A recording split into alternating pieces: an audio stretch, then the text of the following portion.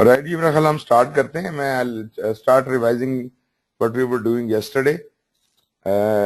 We were doing the cost control, and we were at the spot where we start talking about the earned value management, and we have discussed certain terms about earned value. जो उसकी basic terms थी वो मैंने कल discuss करनी थी आपके साथ, और इसमें हमने कहा था कि प्लान्ड वैल्यू है, अर्नड वैल्यू है और एक्चुअल कॉस्ट है. जो प्राइमरी तीन एलिमेंट्स हैं अर्न वैल्यू मैनेजमेंट के, उसमें ये तीन वैल्यूज का होना जरूरी है: प्लान वैल्यू, अर्न वैल्यू और actual cost. Plan value is the budgeted cost of work scheduled, and this is something we already know when we have baselined the plan. After having baselined the plan, we not only know the total budget of the project, but we also know how much money would have been spent by a specific point in time. So that much money which would have been spent by a specific point in time is my PV of that very point. So all the points in time would have a PV, a different PV definitely, and this will progressively keep increasing till the last day of the project, when the PV would be equal to the total budget. ये तो बात clear है ना? जी sir, ठीक है. उसके बाद हमने कहा कि जब काम शुरू होता है तो हम देखते हैं कितना काम हुआ है. तो at any point in time, the amount of work which has been completed so far, उस काम की जो बजटेड कॉस्ट है, जो budgeted cost of work performed है, कि अब तक जितना काम हो गया है आज की तारीख तक, उसकी बजटेड कॉस्ट क्या लिखी हुई है प्लान के अंदर, बेस लाइन के अंदर, वो हमारी अर्नड वैल्यू होती है. अर्नड वैल्यू का कतन कोई ताल्लुक इस बात से नहीं है कि एक्चुअली पैसा कितना खर्च हो रहा है. ये सिर्फ प्रोग्रेस है. इसमें हम सिर्फ ये देख रहे हैं काम कितने हुए हैं. उन कामों की जो वर्थ बनती है बजट के हिसाब से, बजटेड कॉस्ट के हवाले से, वो हम कैलकुलेट करते हैं. इससे पता ये चलता है कि अगर हमने उतना ही काम कर लिया है जितना कि करना था, तो लाजमी बात है PV will be equal to EV. If it is not equal to EV, that means there is a difference. If PV is more than EV, if PV is more than EV, then we are behind the schedule. If EV is more than PV, then we are ahead of schedule. And if they are equal, then that means that we are exactly on schedule. तो जो progress की हम बात किया करते थे, तो वो परसेंट वाला सिलसिला हमने खत्म कर दिया, और हमने कहा कि इससे पता चलता है कि हम अपने स्केड्यूल के मुताबिक हैं या नहीं है. अब सवाल ये पैदा होता है कि कितना कम या ज्यादा है, तो आप ईवी में से पीवी माइनस कर दें तो आपकी स्केड्यूल वेरिएंस निकल आएगी. तो schedule variance is earned value minus planned value. If the value is negative, we are behind the schedule. If the answer is positive, we are ahead of the schedule, and if the answer is 0, that means we are exactly on schedule. इसी तरीके के साथ जैसे हमने scheduled variance निकाली है, हम cost की वेरिएंस भी निकाल सकते हैं, because at this point in time we would know what is the actual cost of the work performed. So far whatever work has been performed, naturally उतना ही काम हुआ है जितना हमने ईवी में बताया है, मगर उसमें तो हमने उसकी वो कॉस्ट लगाई थी जो बजट में लिखा हुआ पैसा है. अब मैं ये कह रहा हूं कि एक्चुअली अब तक जितना काम हुआ है उसके ऊपर जितना ऑन ग्राउंड पैसा खर्च किया जा चुका है, that is my actual cost. So the difference between earned value and the actual cost would show my cost variance. काम कितना हुआ है ईवी, पैसा कितना खर्च हुआ है एसी. अगर तो उतना ही काम हुआ है जितना पैसा खर्च हुआ है, तो EV must be equal to AC. That is we are on cost. और अगर आप कहते हैं कि नहीं जी ईवी ज्यादा है और एसी कम है, इसका मतलब है काम ज्यादा कर लिया है और पैसे कम खर्च किए हैं, तो ये तो बहुत अच्छी बात है कि यू आर अंडर स्पेंडिंग, और अगर आपका एसी ज्यादा हो गया तो you are over spending, over budget जा रहे हैं हम। तो ये 3 बेसिक वैल्यूज हैं, और आपने ये देखा कि इसके अंदर से हमने स्केड्यूल वेरिएंस और कॉस्ट वेरिएंस निकाल ली। अभी मैं स्केड्यूल और कॉस्ट वेरिएंस को मजीद डिस्कस करता हूं, लेकिन in the process we do understand that, जैसे मैंने कहा कि the PV of the last day is budget at completion. Budget at completion क्या क्या है कि आखिरी दिन का पीवी जो होता है वो बजट एट कंप्लीशन है। सर लेकिन ये बजट एट कंप्लीशन जो है, आखिरी दिन का बजट, ये लेट्स से अगर प्रोजेक्ट डिले है, जैसे अगर मेरा प्रोजेक्ट, मेरा इनिशियल टाइमलाइन थी उसको मीट नहीं कर रहा, वो डिले हो रहा है, तो उस केस में भी जो लास्ट डे पे जो बजट होगा तो वही मेरा ये, लेकिन वो जो वैल्यू है वो मेरी कॉस्ट मीट कर रही है ना, जो मेरे प्रोजेक्ट की कॉस्ट थी, क्योंकि मेरा प्रोजेक्ट डिले हो गया। देखिए बात यह है कि जो बीएसी की वैल्यू तो आपके बजट में से निकल के आ रही है, आपके प्लान में से निकल के आ रही है। It has nothing to do with what has happened. Whatever will happen would be depicted in EAC. EAC होता है estimate at completion. तो budget at completion है, till the time you do not re-baseline your schedule, your budget at completion cannot change. बात समझे? जी sir बिल्कुल, जब तक हम खुद उसको री-बेसलाइन ना करें। ठीक है, री-बेसलाइन होगा तो बीएसी चेंज हो जाएगा, लेकिन जब तक वो री-बेसलाइन नहीं हुआ तो बीएसी तो वही रहेगा, वो तो चेंज नहीं हो सकता। The only thing which is changing is EAC. EAC is कि अब तक के हालात को मद्देनजर रखते हुए अब मेरा क्या ख्याल है, अब मेरा क्या एस्टीमेट है कि अब प्रोजेक्ट कितने पैसों में खत्म हो जाएगा। ये आप कह सकते हैं कि प्रोजेक्ट का बजट तो 6 लाख था, लेकिन लगता नहीं है कि ये 6 लाख में कंप्लीट होगा, लग ये रहा है कि ये शायद 8 लाख रुपए में खत्म होगा। तो ये आपका एस्टीमेट है कि आपके ख्याल में ये प्रोजेक्ट कितने में कंप्लीट होगा। अब इस ख्याल से आप इसको ये देखते हैं, ये एक चेंज हो गई ना कि बीएसी एक्चुअली कुछ और है और ईएसी एस्टीमेट कुछ और कह रहा है। इस सिचुएशन को कैसे हैंडल किया जाए, तो इसमें पहले तो आप उसकी वेरिएंस निकाल लें। Variance at completion. Variance at completion का मैंने आपको क्या फार्मूला बताया था? मैंने कहा था कि बीएसी जो आपका बेसिक वो था, अपना बजट था ओवरऑल पूरे प्रोजेक्ट का, उसमें से अपने एस्टीमेट एट कंप्लीशन को मिना कर दें, माइनस कर दें। जब बीएसी माइनस ईएसी करेंगे तो ये आपकी वेरिएंस एट कंप्लीशन आ जाएगी।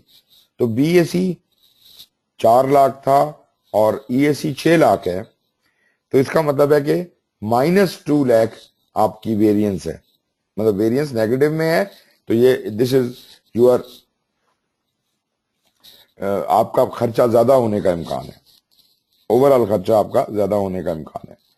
अगर वेरिएंस कंडीशन आपकी पॉजिटिव में आ जाती है तो इसका मतलब है कि खर्चा कम होने का इम्कान है, और अगर 0 आ जाती है तो इसका मतलब है कि we are going to be spending the same amount what we plan for. तो ये जनाब बीएसी, ईएसी और वीएसी, इस हद तक कोई प्रॉब्लम तो नहीं है?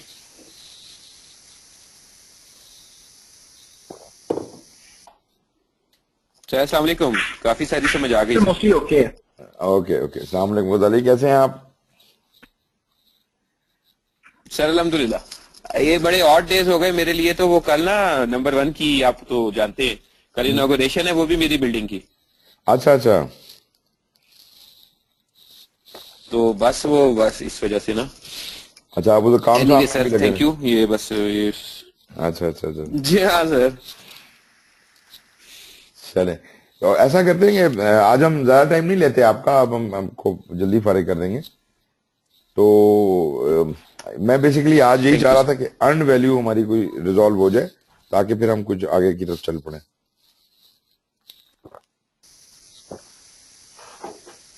ओके, अगर यहां तक बात समझ आ गई तो अब मैं अगली बात करता हूं।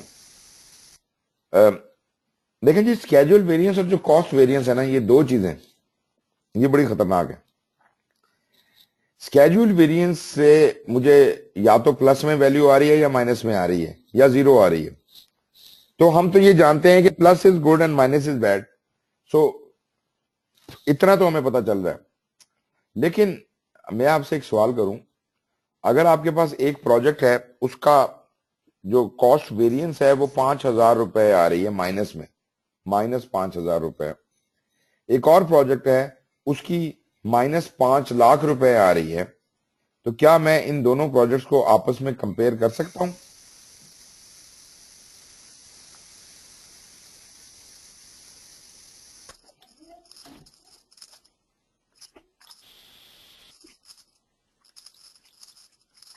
ये ना,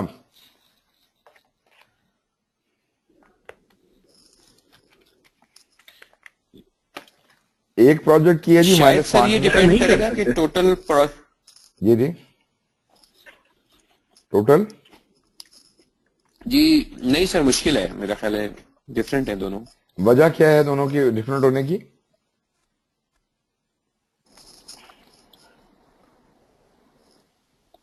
क्योंकि उन दोनों के उसमें डिफरेंस काफी आ रहा है कॉस्ट वेरिएंस में। एक की है माइनस 5,000, एक की है माइनस 5 लाख। तो क्या मैं इनमें से बेहतर कौन सा प्रोजेक्ट है, अगर मुझे ये कहा जाए कि which is doing well, which of the two projects can you? Sir जिसकी 5,000 है, माइनस 5,000। ये आपने कैसे कहा, किस वजह से कहा? माइनस 5,000 वाला ये वजह क्या है जी माइनस 5,000? वो 5 लाख वाला क्यों नहीं डिफरेंस अच्छा? कम है ना। डिफरेंस कम है। आपने किस वजह से इन दो चीजों को आपस में कंपेयर कर लिया? मैं आपको बताता हूं कि जो 5 लाख का प्रोजेक्ट था वो दरअसल $1 ट्रिलियन प्रोजेक्ट है, और जो ये 5,000 जिसमें माइनस 5,000 की वेरिएशन आ रही है, उसका टोटल जो प्रोजेक्ट की वर्थ है वो टोटल 5,000 है। बिल्कुल सही है। तो 5,000 पे माइनस 5,000 हो जाने का मतलब ये है कि दुगुना ज्यादा, 100 गुना कॉस्ट इंक्रीज होना, और $1 ट्रिलियन के ऊपर एक 5 लाख तो कोई चीज ही नहीं है। मेरी बात समझ रहे हैं आप? ठीक है तो दो प्रोजेक्ट को कॉस्ट वेरिएंस या स्केड्यूल वेरिएंस के की बुनियाद के ऊपर कंपेयर किया ही नहीं जा सकता, क्योंकि we are not considering the total budget of that project और total duration of that project. तो इन दो ये कंपैरिजन तो सवाल ही नहीं पैदा होता कि किया जा सके। ये बिल्कुल हाइपोथेटिकल किस्म की एक रॉन्ग कंसेप्शन है कि जनाब जो बड़ी वैल्यू है छोटी वैल्यू उसको ले लें। बहुत बड़ा कोई आप तीर मारेंगे तो आप यही कह सकते हैं कि पॉजिटिव दोनों, एक वैल्यू पॉजिटिव है एक नेगेटिव है, तो पॉजिटिव वाली अच्छी है, ये तो आप कह सकते हैं। लेकिन दोनों नेगेटिव है और तो दोनों में से कौन सी ज्यादा अच्छी है ये नहीं कह सकते।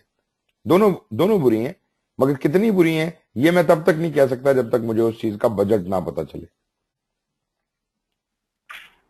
बिल्कुल सही है सर। अगर दोनों नेगेटिव में हो लेकिन कैटेगरी सेम हो, बजट पता हो, हमें फिर हम कह सकते हैं। बिल्कुल ठीक। अब अगला यह है कि अगर ऐसा मुमकिन नहीं है, अगर प्रोजेक्ट टू प्रोजेक्ट कंपैरिजन करने के लिए स्केड्यूल वेरिएंस और कॉस्ट वेरिएंस बेकार हैं, तो क्या एक ही प्रोजेक्ट के अंदर जो मुख्तलिफ औकात में कॉस्ट वेरिएंस निकलती रहेगी, क्या उससे कोई राय कायम की जा सकती है? पहले महीने में कॉस्ट वेरिएंस 5,000 थी, दूसरे में जनाब वो 25,000 हो गई, फिर वो प्लस में 2,000 हो गई। इससे हम कोई राय कायम कर सकते हैं? मतलब with in the same project different cost variances को कुछ एनालिसिस करके हम क्या बता सकते हैं? क्या कुछ बता सकते हैं इससे? सर मेरा ख्याल है ये बता सकते हैं कि इनिशियली जो प्रोजेक्ट है ना, राइट, उस पे ऊपर एक्सपेंडिचर ज्यादा होते हैं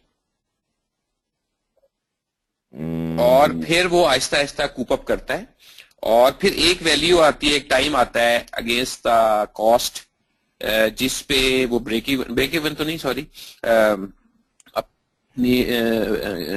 इक्वलेंसी पे मतलब वर्ड पता नहीं क्या यूज करेंगे कि जितना खर्च कर रहे होते हैं उतना ही उसकी कीमत बढ़ रही होती है। ओके, फहद आपका क्या ख्याल है? सर अगर एक साल का कोई प्रोजेक्ट है, ड्यूरेशन साल की है, और अगर हम उसको इस तरह से कॉस्ट वेरिएंस देखते हैं over a period of 12 month, तो मेरे ख्याल में हमें ये पता लग सकता है कि प्रोजेक्ट प्रोग्रेसिवली किस तरह परफॉर्म कर रहा है।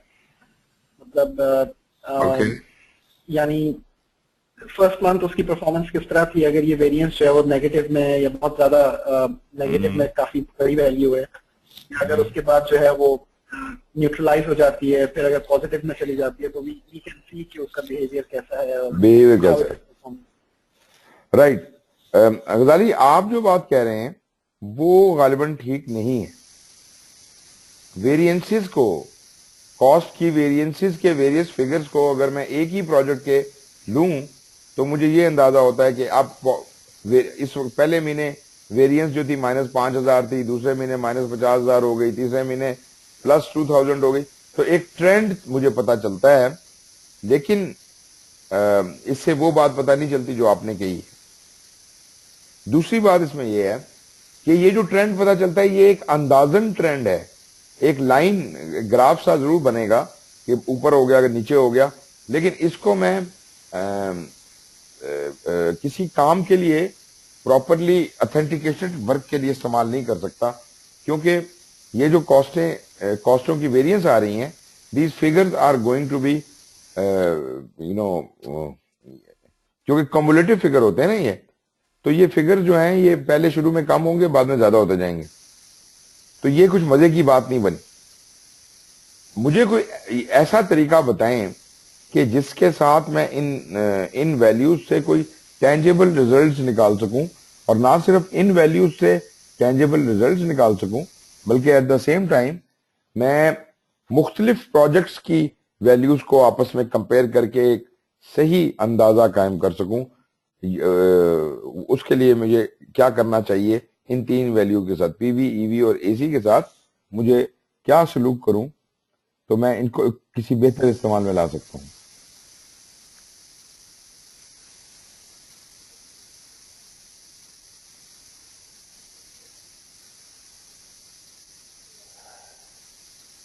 डिस्टर्बेंस पता नहीं कहां से आ रही है। ओके जी,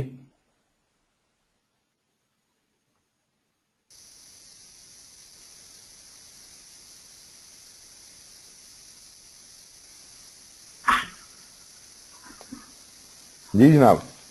ओके, चले, लेट मी आंसर दैट।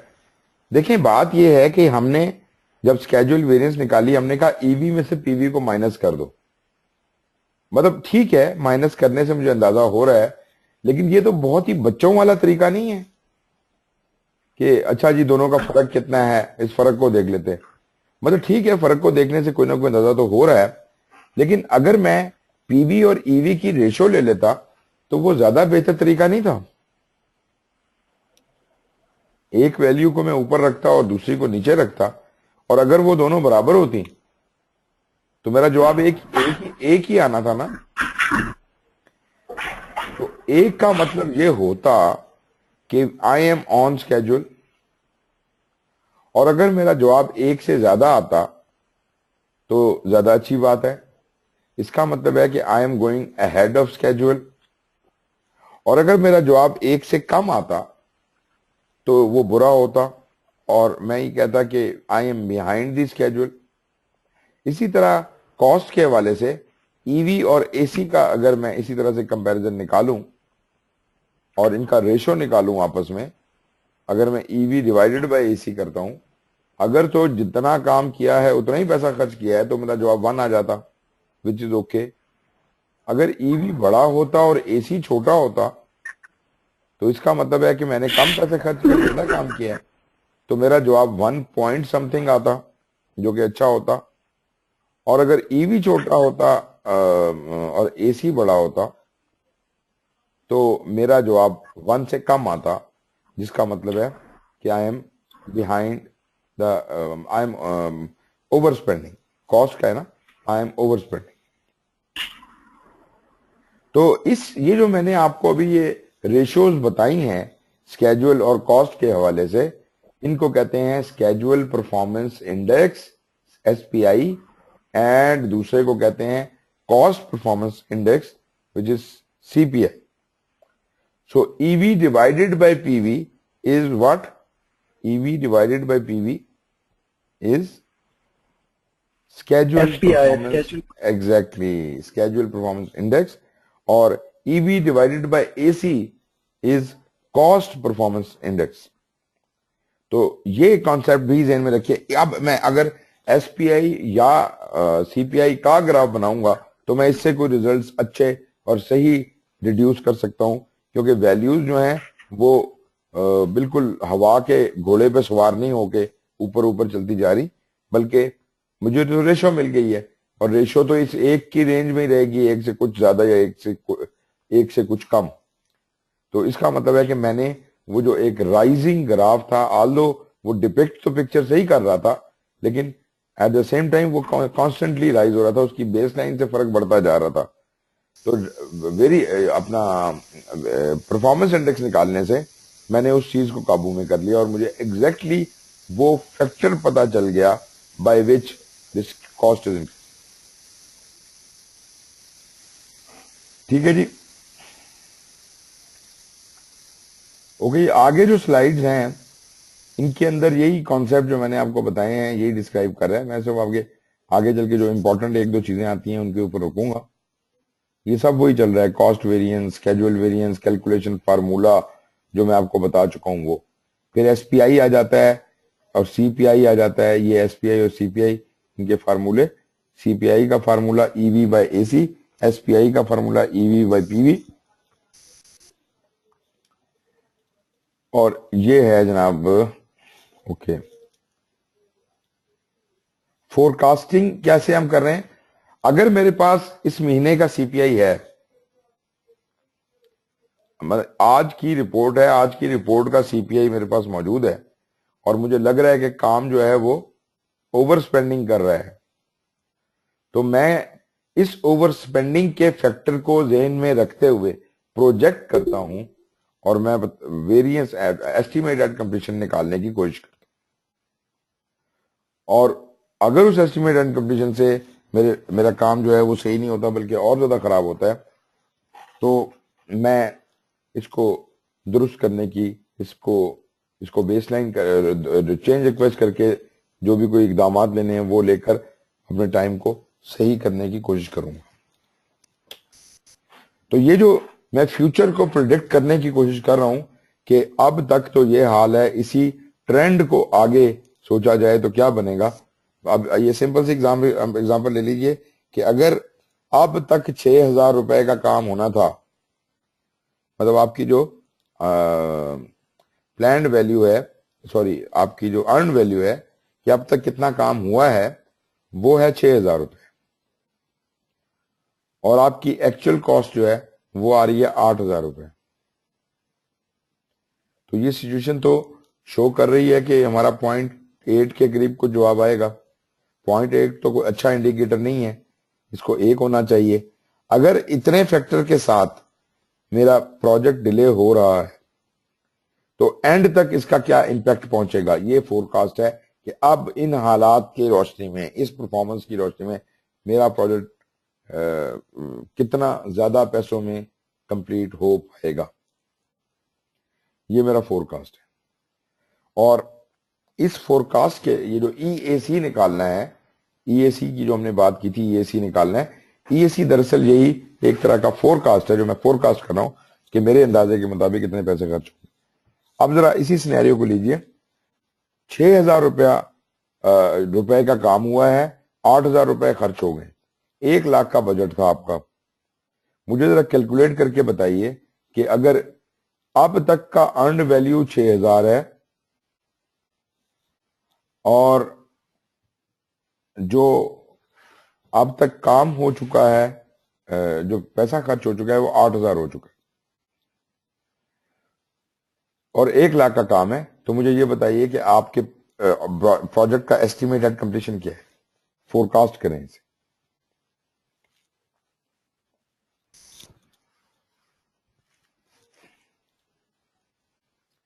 सोचें जरा इसके ऊपर।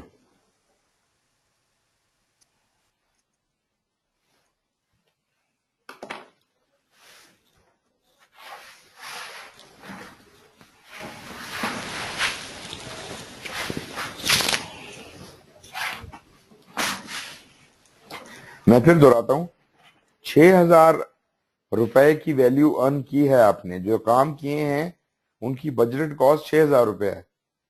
ऑन ग्राउंड आपका 8,000 रुपया खर्च हो गया है।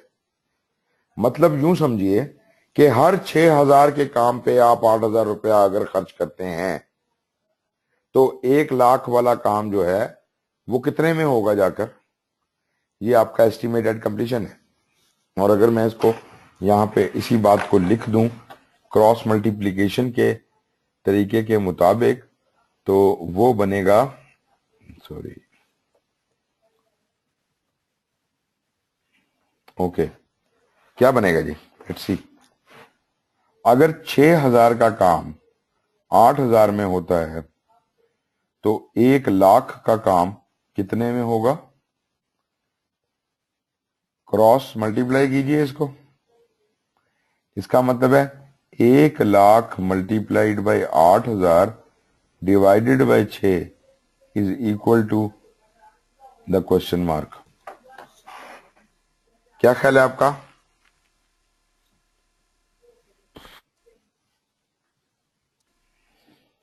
1,33,000। 1,33,000। लाजमी बात है कि मैं ज्यादा पैसा खर्च कर रहा हूं ना। 1,33,000। यही प्रोजेक्ट करता हूं मैं आगे, तो ये बन जाता है 1,33,000। इसका मतलब मैं 33,000 रुपए ज्यादा खर्च करूंगा अगर मैंने कोई करेक्शन नहीं अप्लाई की। अगर मैं काम को 1 ही लाख में कंप्लीट करना चाहता हूं तो I need to have a change request. अच्छा, अभी ये जो हमने चीज निकाली ये थी estimate at completion equal to 1,00,000 हमारा था budget at completion multiplied by 8 क्या था? 8 हमारी एक्चुअल कॉस्ट थी और 6 क्या था? 6 वाज माई अर्न्ड वैल्यू। क्या ये ठीक है? तो मेरा एस्टिमेट एट कंप्लीशन जो है वो होगा budget at completion multiplied by actual cost divided by earned value. Logic समझ आया कि नहीं आया? लेकिन सर ये जो आपने सीपीआई निकाला था, जी जी, ये तो आपने ईवी ओब्लिक एसी किया था। ये आप कह रहे हैं कि सीपीआई इज इक्वल टू, लेकिन यहाँ पे हम एसी ओब्लिक ईवी कर रहे हैं। मैंने नहीं किया, मैंने कुछ नहीं किया, मैंने तो आपके सामने क्रॉस मल्टीप्लिकेशन रखी है। मैं कहता हूं अगर 6,000 की अर्न वैल्यू है और 8,000 खर्च करते हैं तो आपके प्रोजेक्ट बजट 1,00,000 कितने में खत्म होगा?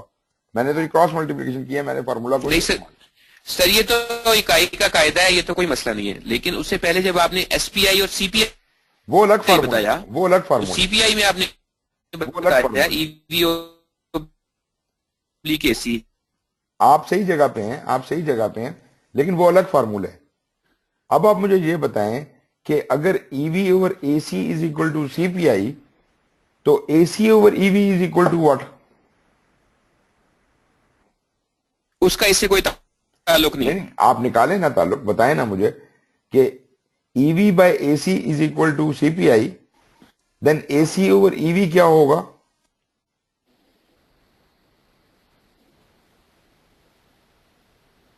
उल्टा होगा ना, उल्टा कर दिया ना। एसी ओवर ईवी का क्या मतलब हुआ?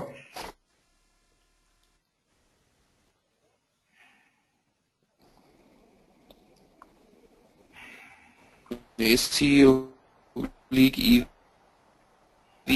सर ये एक्चुअल कॉस्ट जी उल्टा होगा, बिल्कुल उल्टा होगा ना जी, 1 ओवर हो गया। ठीक है सर, एग्जैक्टली, मैं यही कहना चाह रहा था। बनेगा क्या ये नहीं, तो अभी बना लेते हैं। तो इसका मतलब है कि मैं इसको कह सकता हूं कि EAC is equal to BAC divided by CPI। कोई इतराज तो Actual नहीं है इस cost बात में? BAC of divided the by work divided by budget cost of the work performed. budget at completion divided by CPI. लेकिन इसको कहेंगे क्या? EAC है ना, estimate at completion. ये नहीं पता सर. नहीं, estimate at completion है ना ये. ये जो क्वेश्चन मार्क लगाया हुआ है मैंने, ये क्या है? This question mark is estimate at completion.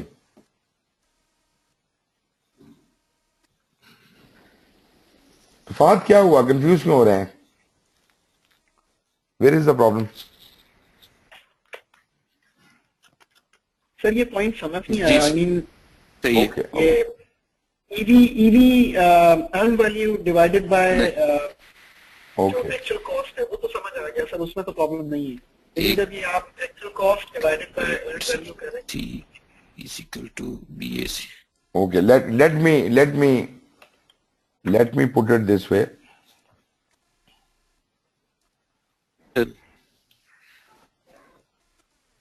एक मिनट जरा.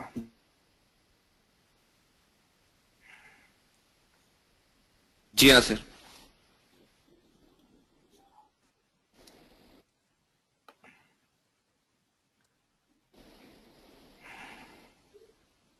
जी हाँ सर. Estimated completion. हाँ जी. Okay, let me do it once again. Okay. Fahad सिर्फ एक से निकालने हैं. हमने कहा कि CPI is equal to EV divided by AC. SPI is equal to EV divided by EV. Okay. If EV is equal to 6K and AC is equal to 8K, and let us say PV is equal to EV oblique AC. 10K, and my total budget at EV completion is equal to 1 lakh. ये situation है जी आपकी. PV आपका 10K है, EV आपका 6K है, AC आपका 8K. ठीक है. इस केस को सामने रखें तो पहले सीपीआई में क्या बनेगा? सीपीआई बनेगा 6/10. ठीक है. और एसपीआई, सॉरी 6/10 नहीं बनेगा, सॉरी 6/8 बनेगा, 6/8. और ये बनेगा 6/10. ऐसे ही ना जी. अब पैसे के हवाले से देखें कि जहां पे 6,000 रुपया खर्च होना चाहिए था, वहां पे मैंने 8,000 रुपया खर्च किया. इसका मतलब है कि अगर ईवी जितनी अमाउंट के लिए मैं एसी जितनी अमाउंट खर्च करता हूं, ये मेरा असल खर्चा, एसी मेरा असल खर्चा है, और ईवी जितना खर्चा होना चाहिए था. टोटल बजट मेरा क्या है? टोटल बजट मेरा है बीएसी 6/8. तो अगर बीएसी मेरा टोटल बजट है तो ईएसी क्या होगा? ठीक है ना जी. इन दोनों को आपस में क्रॉस मल्टीप्लाई कीजिए तो ईएसी इज इक्वल टू क्या आ रहा है जी? BAC डिवाइडेड बाय या मल्टीप्लाइड बाय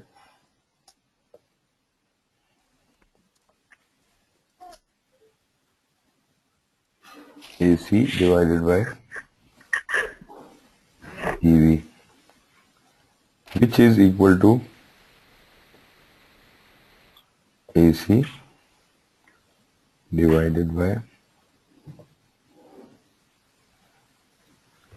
हाँ जी, अब ये कैलकुलेशन समझ आई कि नहीं आई?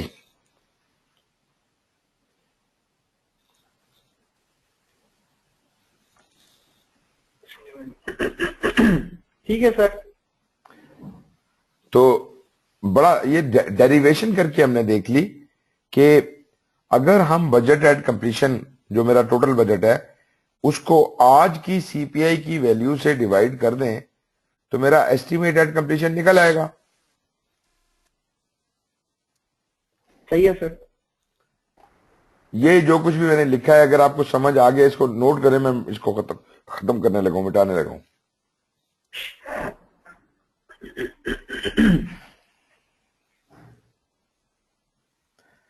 ये जो सिचुएशन मैंने आपके सामने पेंट की है, this is right, this formula is okay.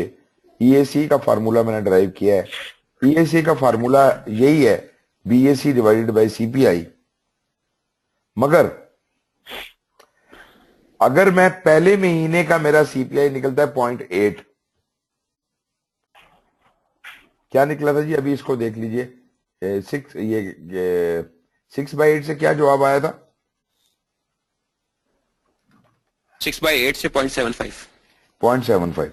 अगर मेरा पहले महीने का सीपीआई था 0.75, इस पे मेरे बॉस ने मेरी बड़ी क्लास ली, इतना बुरा सीपीआई निकाला है तुमने।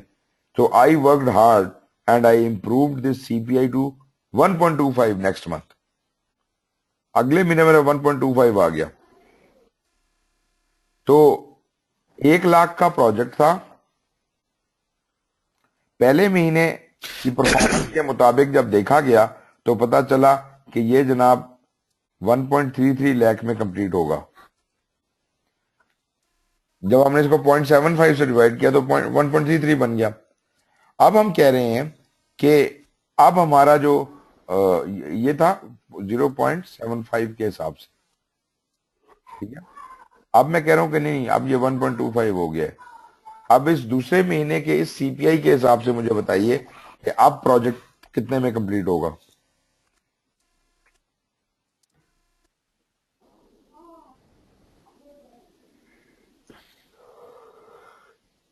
सर सेकंड मंथ का क्या आया, दोबारा कह लीजिए, बताएं। 1.25 आया जी। सीपीआई जो दूसरे महीने का है,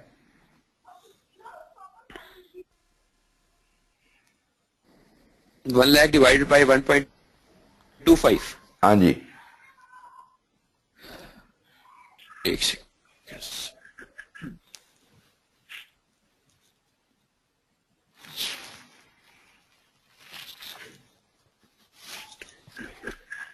80,000। इसका मतलब है कि 0.8 लाख, ऐसी बात है ना। तो मुझे ये बताइए कि भले आपने जी हाँ सर। इम्प्रूवमेंट की है, भले आपने मतलब उस बंदे को गलती करते हुए पकड़ा और आपने कहा जी इसको इम्प्रूव करो, उसने इम्प्रूव भी कर दिया, बहुत अच्छा, बहुत आला परफॉर्मेंस है जनाब आपकी। लेकिन मुझे ये बताएं कि what will your boss think about your self? He says कि यार इस बंदे को 1 लाख का बजट दिया था, इसने मुझे खुद ही एस्टिमेट लगा के दिया कि 1 लाख में काम हो जाएगा। मैंने कहा ले लो 1 लाख रुपया, काम करना शुरू करो। पहले महीने जब मैं इससे पूछता हूं कि यार कैसी परफॉर्मेंस है, सर बहुत बहुत बुरा हाल है। कितने में प्रोजेक्ट कंप्लीट करोगे? सर 33,000 रुपया एक्स्ट्रा लग जाएगा। मैंने आपको कहा कि जी आप इसको ठीक करें। अगले महीने आप मुझे कहते हैं कि सर बहुत अच्छी हालत है और 80,000 में काम हो जाएगा, 20,000 कम में काम हो जाएगा।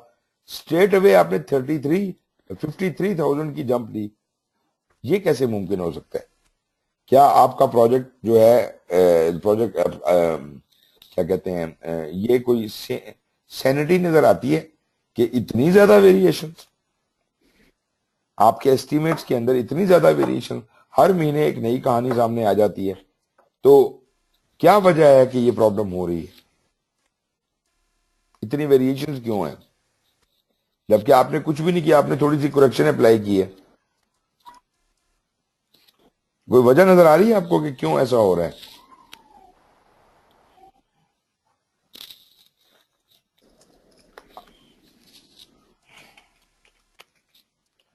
पता चलेगा, अगला महीना आएगा ना तो आप फिर सर ऑन ग्राउंड काम की इम्प्रूवमेंट की है या इम्प्रूवमेंट तो की है आपने।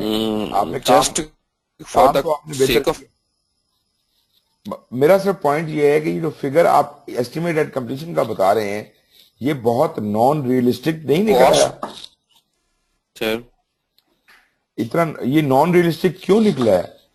असल में इसकी जड़ में एक ही बात है कि आप सीपीआई को इस्तेमाल कर रहे हैं और सिर्फ उस वक्त के सीपीआई को इस्तेमाल कर रहे हैं, एक वक्त के सीपीआई को इस्तेमाल कर जी रहे हैं। जो आज से पहले अगर कोई सीपीआई सर गुजर चुके ठीक हैं कह रहे हैं। उनके असर को आपने इसके ऊपर असरअंदाज ही नहीं होने दिया।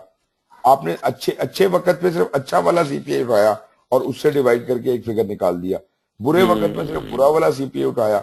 इसका बिल्कुल कुछ कम्युलेटिव इफेक्ट होना चाहिए था। अगर एक से ज्यादा रिपोर्टें गुजर चुकी हैं जी तो सर। जितने भी सीपीआई आज तक गुजर चुके हैं उनका असर मुरतब होना चाहिए। मतलब BSE should have been divided by the cumulative effect of CPIs, all the CPIs. ठीक है जी, हाजमा ठीक है, बात समझ आ रही है कि मैं क्यों कह रहा हूं कि कम्युलेटिव इफेक्ट ऑफ सीपीआई ठीक लेना हो गया चाहिए। सर, क्योंकि हम सर इंडिविजुअल मंथ्स को ले रहे हैं ना। हाँ हाँ, बिल्कुल। तो इंडिविजुअल मंथ के हर महीने की अपनी अपनी प्रोग्रेस है, मुख्तलिफ हो कभी सकते अच्छी हैं है कभी लेकिन जब बुरी है। अच्छा, कोई आइडिया है कि कम्युलेटिव कैसे लिया जाए? पहले मेरा एक मिनट में इसको रियलिस्टिक सिचुएशन बना लें। 1.25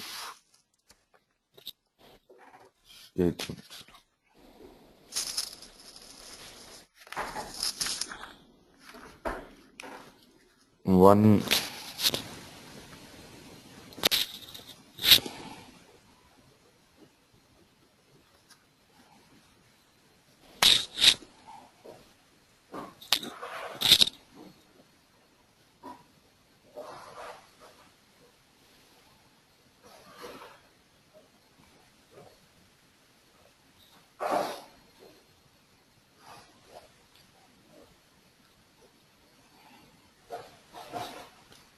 जी जनाब।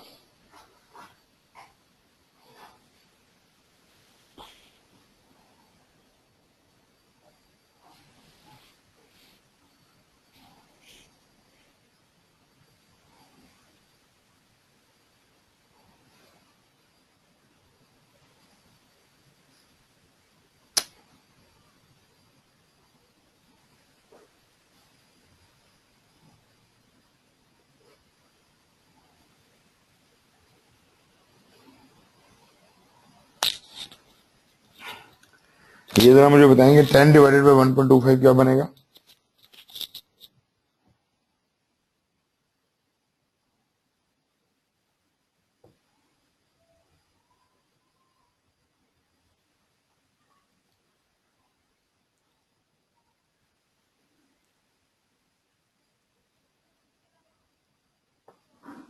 हाँ जी, आप हैं?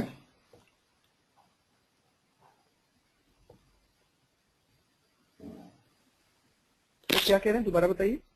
10 डिवाइडेड बाय 1.25 क्या बनता है?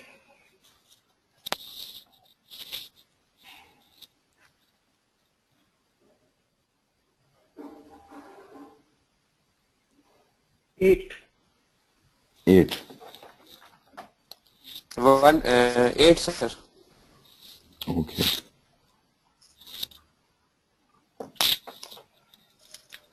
अच्छा, let me create a situation here.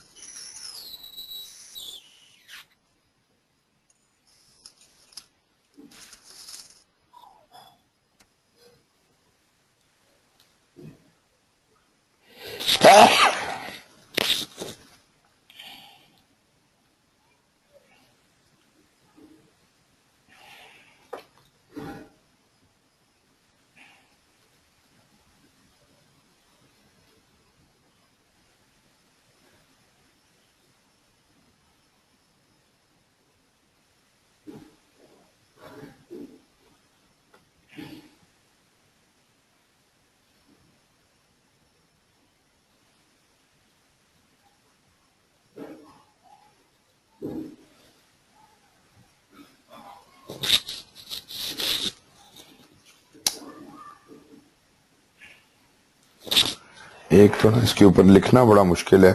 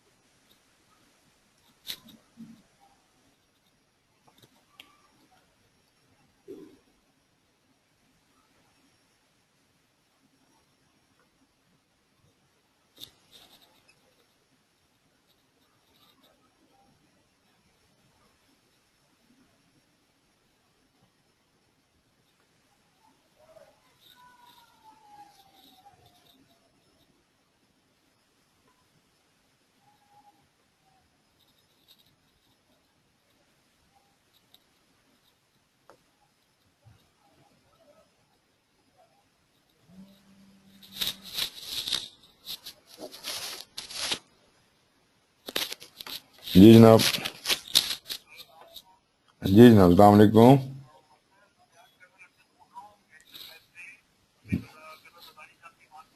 जी जी जी।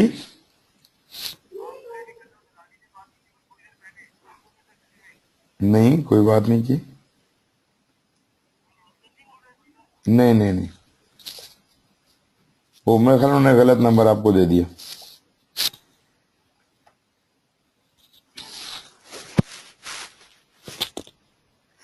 जी गजाली,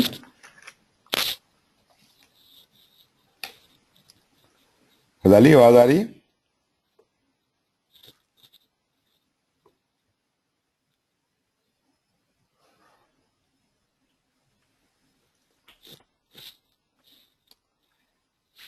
ओके जी, ये कैलकुलेशन मुझे करके दे सकते हैं? पहले महीने का सीपीआई, दूसरे महीने का और तीसरे महीने का निकालें, इसी तरह एसपीआई निकालें। उसके बाद कम्युलेटिव सीपीआई मुझे तीनों महीने के चाहिए।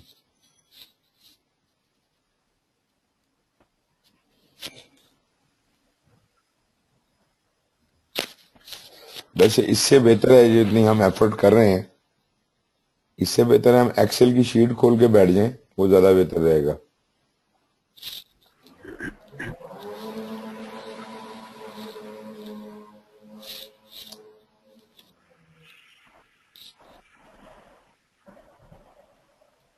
ओके, बिला वजह हमने इतना टाइम जाया किया। ये पीवी है, नजर आ रहा है जी? जी सर, नजर आ रहा है। ये जनाब पहला महीना है, दूसरा, तीसरा, चौथा, पांचवा, छठा, सातवां, आठवां, नौवां और 10वां। और मेरा जो बजट है BAC है, वो है जनाब अली, फर्ज करें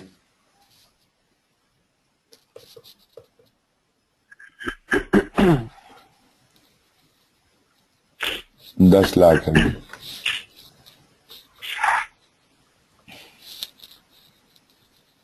पहले महीने का पीवी जो है वो बनता है 60, 10,000, 6,000, 8,000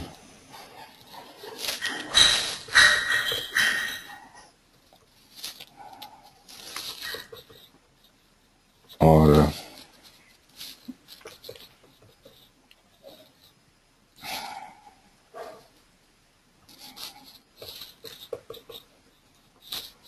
ये जो पीवीज है, ये ग्राफ आपका कम्युलेटिव चल रहा है ना?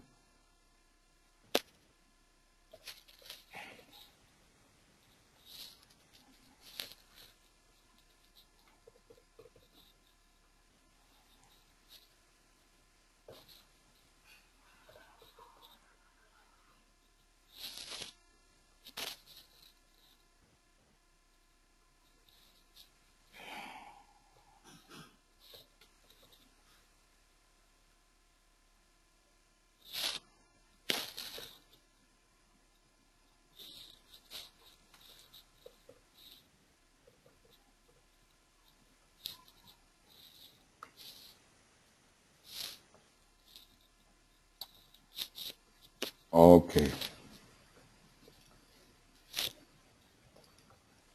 ये आपको समझ आ रही है बात मेरी? पहले महीने में 10,000 खर्च होना था, दूसरे दूसरे महीने तक 20,000 खर्च होना था, तीसरे तक 35 होना था, और ऐसा करते करते ये आपके 1 मिलियन रुपीस का टोटल बजट है। ये है बीएससी। तो आखिरी महीने का जो बजट है वो इतना। अब मैं यहाँ पे आपके ईवी और एसी के फिगर लिखने लगा हूं। ये 6,000 था, अगले महीने ये हो गया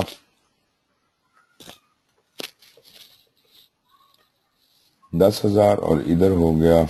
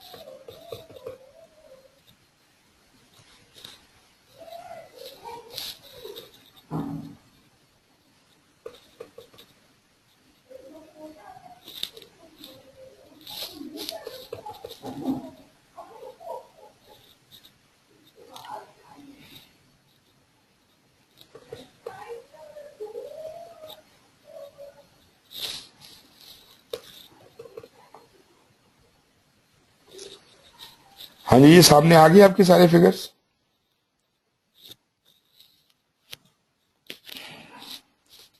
जी सर बिल्कुल नजर आ रहे हैं। राइट। अब आपने क्या करना है कि यहाँ पे एसवी और एसपीआई निकालना है, यहाँ पे सीवी और सीपीआई निकालना है, सीपीआई सी निकालना है, उसके बाद ईएसी निकालना है,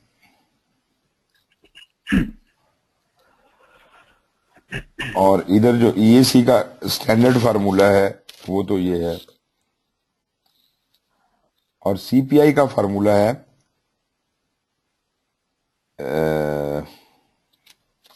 सिग्मा। कैसे लिखूं मैं अभी?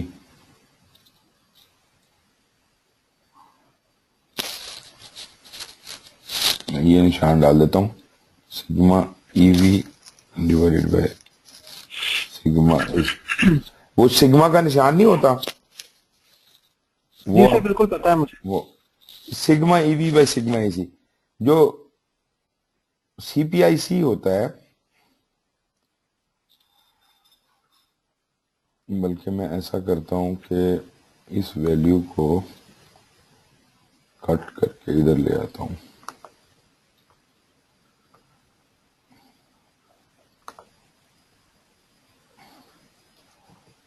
और इस सीपीआई को निकालने के बाद हम ईटीसी और ईएसी निकालते हैं, और इसके बाद हम सीपीआई निकालते हैं। ओके जी, ये हमें पता है। एसवी क्या होता है? एसवी होता है ईवी माइनस पीवी, ऐसे ही होता है। एसपीआई होता है ईवी डिवाइडेड बाय पीवी। ये होता है ईवी माइनस एसी, ये होता है EV divided by AC. Standard formula EAC का जो है वो है बीएसी डिवाइड बाय सीपीआई, लेकिन हमें पता था कि ये कंटॉर्टेड रिजल्ट दे रहा है। अब मैं आपको सही फार्मूला बनाने की कोशिश कर रहा हूं। इसमें मैंने कहा कि सीपीआई की वैल्यू नहीं लेके चलनी चाहिए, बल्कि कम्युलेटिव सीपीआई की लेके चलनी चाहिए। कम्युलेटिव सीपीआई की value simple average of all CPIs नहीं हो सकती, बल्कि उसको निकालने का फार्मूला है कि पिछले आज तक जितने भी ईवी आ चुके हैं उन सारों को जमा कर लें, और आज तक जितने एसी आ चुके हैं उन सारों को जमा कर लें, और सिग्मा ईवी से सिग्मा एसी को डिवाइड करें, तो आपका कम्युलेटिव सीपीआई निकलेगा। यहां तक बात कुछ बनती है कि नहीं बनती? सर आखिरी वाला नहीं समझ आया, क्यूमुलेटिव सीपीआई किस तरह निकलेगा? मैंने कहा कि कम्युलेटिव सीपीआई का मकसद क्या था कि हमने कहा कि सीपीआई की जो क्या कहते हैं वैल्यू कम्युलेट होकर हम पे इफेक्ट करे। खाली इस महीने के सीपीआई की बुनियाद पर हम ईएसी नहीं निकालना चाहते, क्योंकि वो बहुत डिस्टॉर्टेड रिजल्ट देता है। आल्दो गलत तो नहीं देता, लेकिन डिस्टॉर्टेड रिजल्ट देता है। उसकी डिस्टॉर्शन को रिमूव करने के लिए हमने कहा कि सीपीआई जितने भी आज तक गुजर चुके हैं उन तमाम का कम्युलेटिव इफेक्ट लेना चाहिए। जब भी ईएसी कैलकुलेट करना हो तो कम्युलेटिव इफेक्ट लेना चाहिए। एग्रीड है जी? अब मैं उस कम्युलेटिव इफेक्ट का फार्मूला बनाने की कोशिश कर रहा हूं। तो कम्युलेटिव इफेक्ट बनाने के लिए एक तो तरीका जहन में जो आता है, बल्कि वो करके भी देख लेते हैं, यूं कह लीजिए सिग्मा या एवरेज सीपीआई कह देते हैं इसको। ठीक है जी, तो ये हम निकाल लेते हैं। यहां मैं पहले ये सारे फार्मूले फिट कर देता हूं। प्लस ईवी माइनस पीवी, ये है plus EV divided by PV plus EV minus AC plus EV divided by AC, और ईएसी बनता है plus BAC divided by SPI, और एवरेज ऑफ सीपीआई जो है that would be plus this, और CPIC का फार्मूला मैंने कहा कि सिग्मा आज तक जितने ईवी गुजर चुके हैं वो जमा आज तक जितने एसी गुजर चुके हैं वो, उन सबको जमा करके दोनों को आपस में डिवाइड कर दें। तमाम EVs, sum of all EVs divided by sum of all ACs, this is the right CPIC. Okay,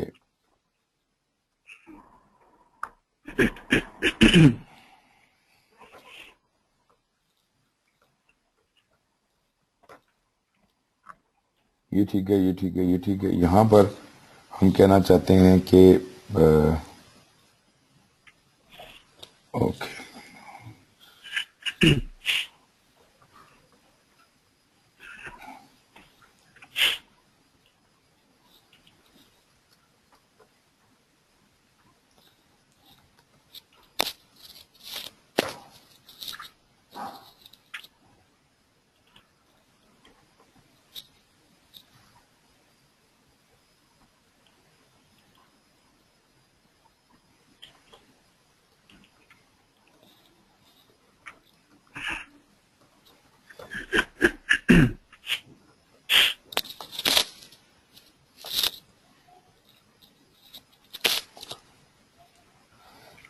okay, ये कहते हैं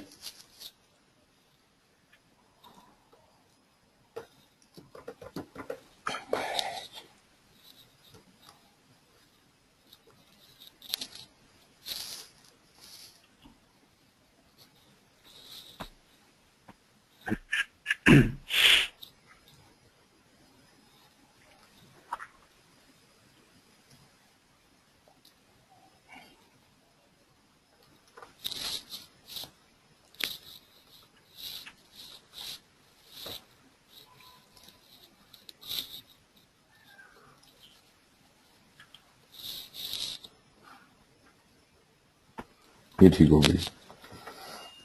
और अगर मैं CPIC लेता हूं तो वो होगा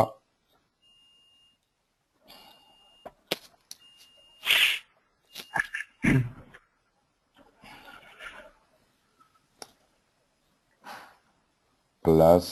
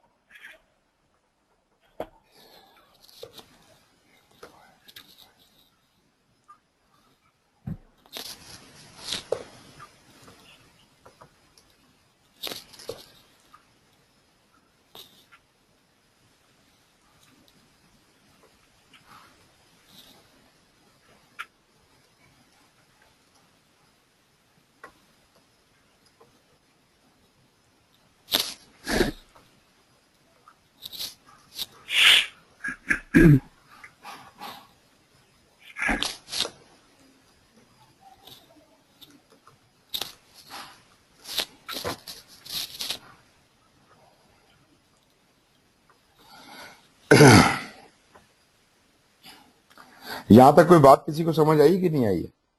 ये जो है ये मैंने एवरेज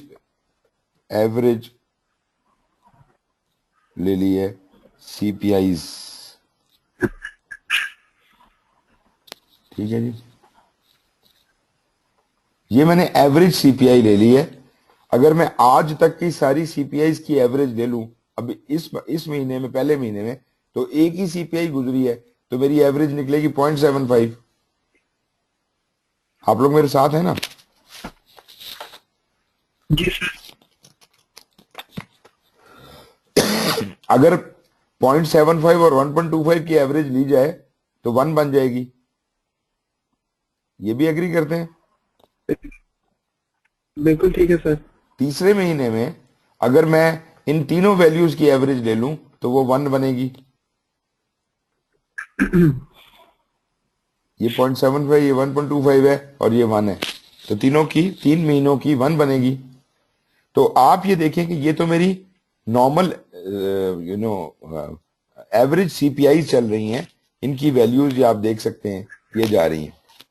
लेकिन जो मेरी दूसरे तरीके के साथ मैं CPI निकालता हूं, जो मैंने कहा sigma EB by sigma AC, तो आप वो देख सकते हैं कि वो पहले 0.75 है, फिर 1.25 है, फिर 1 है, फिर 0.8 है, फिर ये स्मूदन आउट होती चली जाती है, बेहतर से बेहतर होती चली जाती है।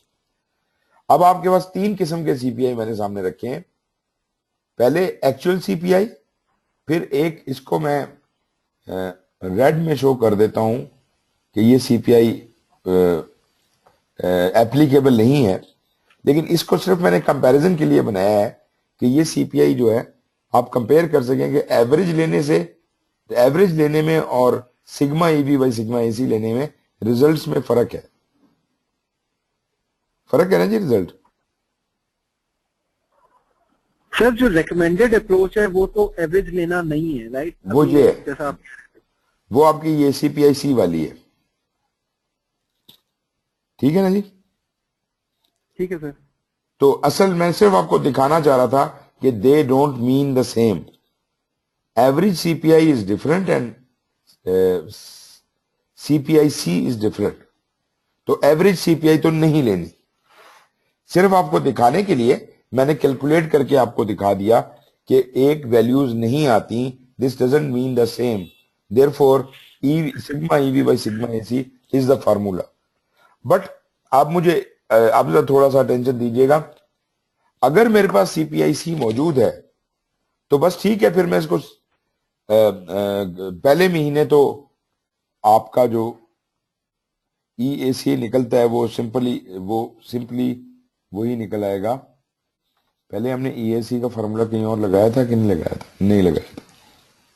मैं वो ओल्ड वाला फार्मूला EAC का यहां लिख देता हूं। नहीं लिखा हुआ है ना, लिखा हुआ, ये निकला तो हुआ है। ओके, ये EAC आपका ये निकला हुआ है। अब मैं आपको दिखाता हूं कि इस CPIC के इफेक्ट के साथ इस ईएसी का क्या हाल होता है, plus this divided by this.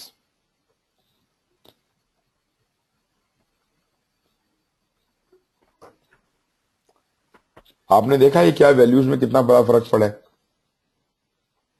लेकिन इसको भी मैं रेड में रखूंगा क्योंकि ये भी सही वैल्यू नहीं है। ये ईएसी, इसको मैं कह देता हूं 1। ये ईएसी का स्टैंडर्ड फार्मूला था, ये वाला। और अभी मैंने कहा कि मैंने अगर बीएसी को सीपीआईसी से डिवाइड कर दूं, BAC divided by CPIC, BAC divided by CPIC, तो ये बनेगा। सर ये तो एस्टिमेटेड कंप्लीशन आ जाएगा ना जी, एस्टिमेटेड कंप्लीशन, ये वही ना सर, ये तो ये एस्टिमेटेड कंप्लीशन ही निकालने की मैंने कोशिश की है। लेकिन मैंने क्या किया, बीएसी को सीपीआईसी से डिवाइड किया। पहले मैंने बीएसी को खाली सीपीआई से डिवाइड किया था। अब जब मैं उसे सीपीआईसी से डिवाइड करता हूं, आप देखें इस फिगर में और इस फिगर में दोनों में फर्क कितना आ रहा है। ये 8 लाख था दूसरे महीने में, ये 6,40,000 है। ये 10 लाख था, ये 10 लाख है। ये 12,50,000 है, ये 15,62,000 है। तो मतलब इसमें ये फर्क आ रहा है। लेकिन जहां मैं एक और चीज करना चाहता हूं, और वो मैं ये चीज करना चाहता हूं कि जहां तक पहले महीने का ताल्लुक था उसमें तो एग्रीड है कि एक ही मेरे पास डाटा था और उसी की प्रोजेक्शन में खींचना चाह रहा था। तो मैंने कहा जो अब होता रहे वो आइंदा भी वही होगा। लेकिन जब मैं दूसरे या तीसरे या चौथे महीने में होता हूं तो मैं पीछे की परफॉर्मेंस तो वेरिड है। पहले महीने में कुछ और थी, दूसरे में कुछ और थी, तीसरे में कुछ और थी, चौथे में कुछ और थी। आइंदा की परफॉर्मेंस को तो मैं गेस कर सकता हूं सीपीआईसी के थ्रू, लेकिन प्रीवियस परफॉर्मेंस के ऊपर मैं कमेंट नहीं कर सकता। इसका मतलब है मैं सीपीआईसी से डिवाइड नहीं करूं। इसका मतलब यह हुआ कि जो एस्टीमेट मैंने लगाना है वो मैं बकाया काम के ऊपर लगाऊं कि बाकी जो काम बचा हुआ है, जो बाकी काम बचा हुआ है उसके ऊपर सीपीआईसी अप्लाई किया जाए। ठीक है जी। सो मेरा what is my remaining work,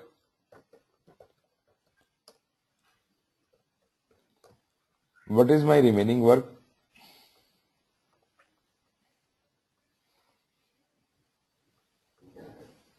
remaining work क्या होता है जी।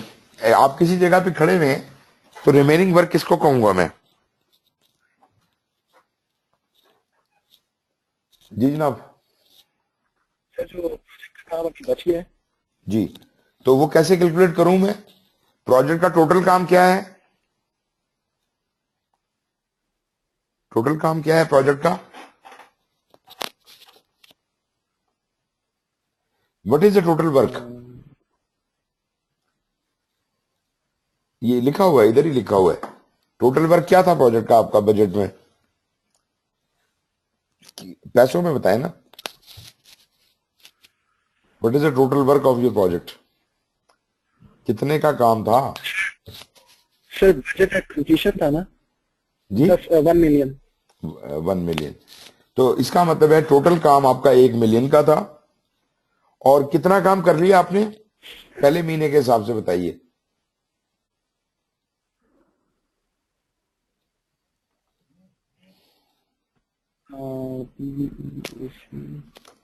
बीएसी टोटल काम था, इसमें से हुआ कितना? पहले महीने तक कितना हो गया? Earned value, earned value you have earn ना? जी सर, जी सर। ठीक है जी। इसका मतलब है कि remaining work at this stage is total work minus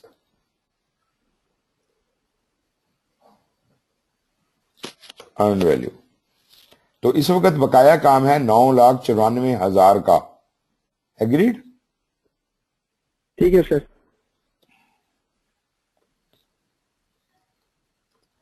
इस तरह मैं सारे रिमेनिंग वर्क निकाल लेता हूं।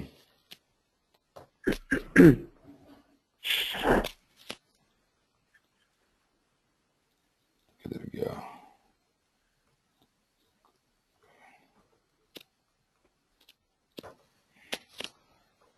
ये आप देख रहे हैं रिमेनिंग वर्क सारे निकल आए। बिल्कुल सर, देखिए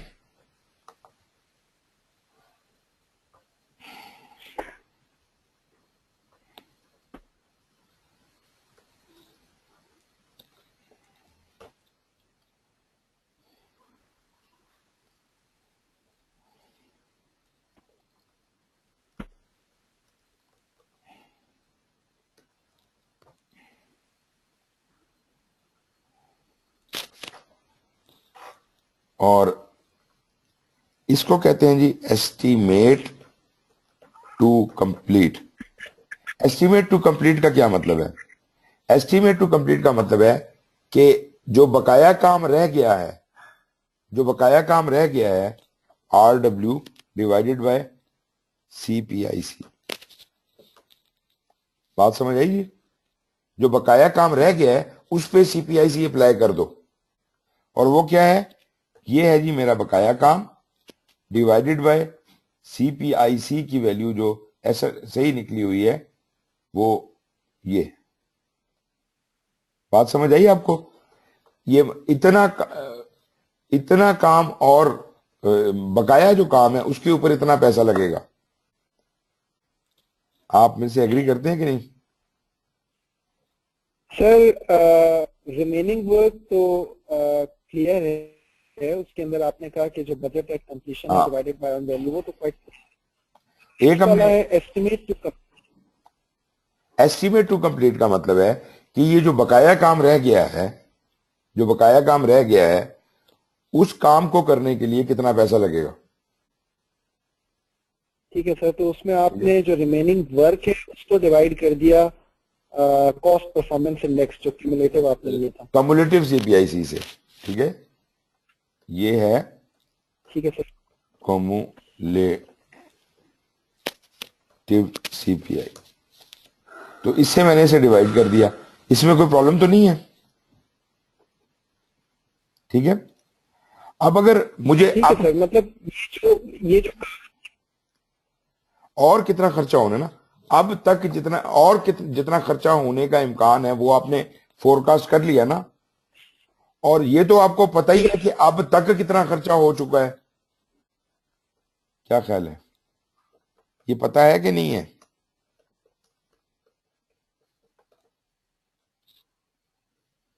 एस्टिमेट टू कंप्लीट,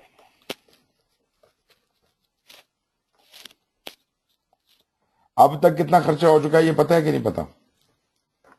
सर ये तो पता है, EAC आ जाएगा ना। अब तक कितना खर्चा हो चुका है पहले महीने पे, अब तक कितना खर्चा हो चुका है? How much you have spent so far? You have physically spent how much money?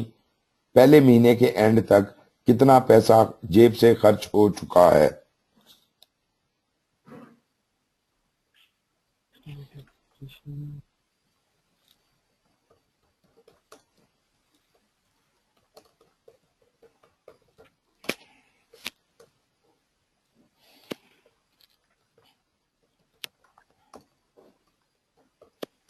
जी जनाब।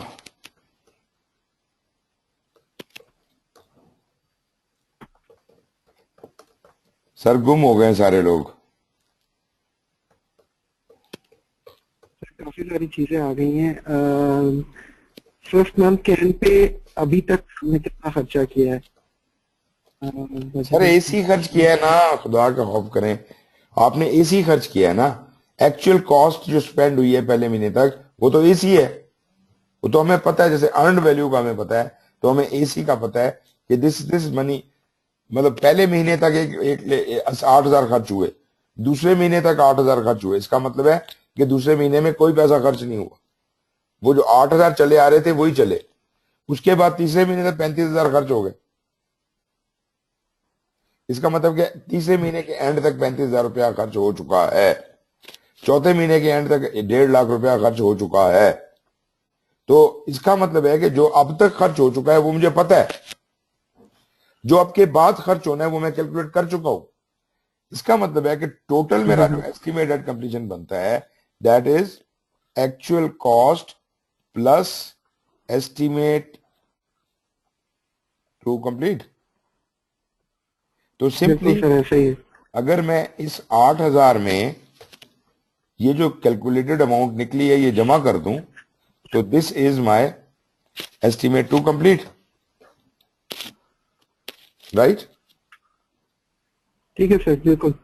ये अब फर्म फार्मूला बन गया आपका एस्टिमेट टू कंप्लीट निकालने का, actual cost plus ETC, estimate to complete. Agreed? बिल्कुल सर, बिल्कुल ऐसा ही है।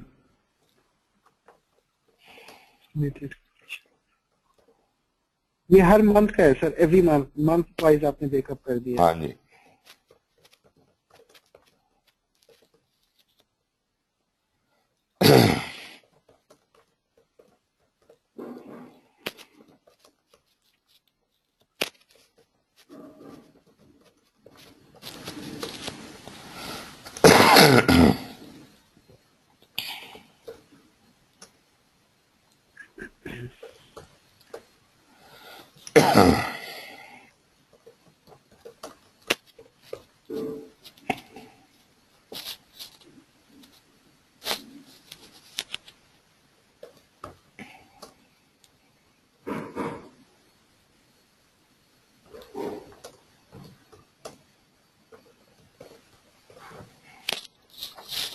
ठीक है जी।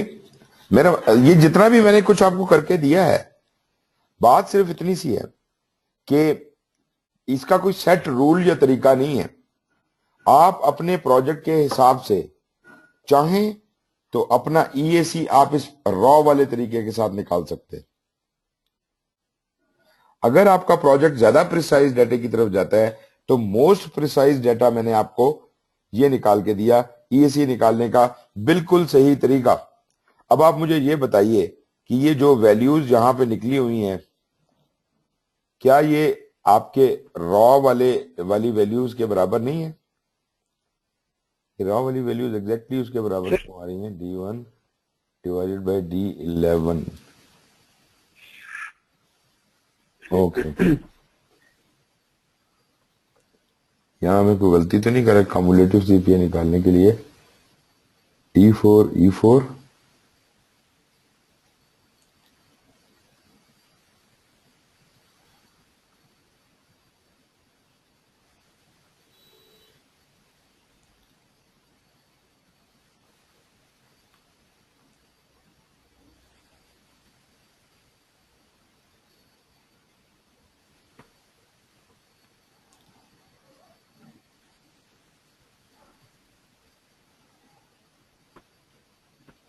Okay.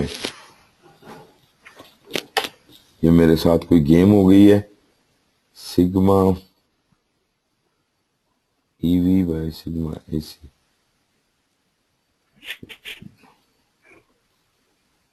D4 16,000 divide by 16,000,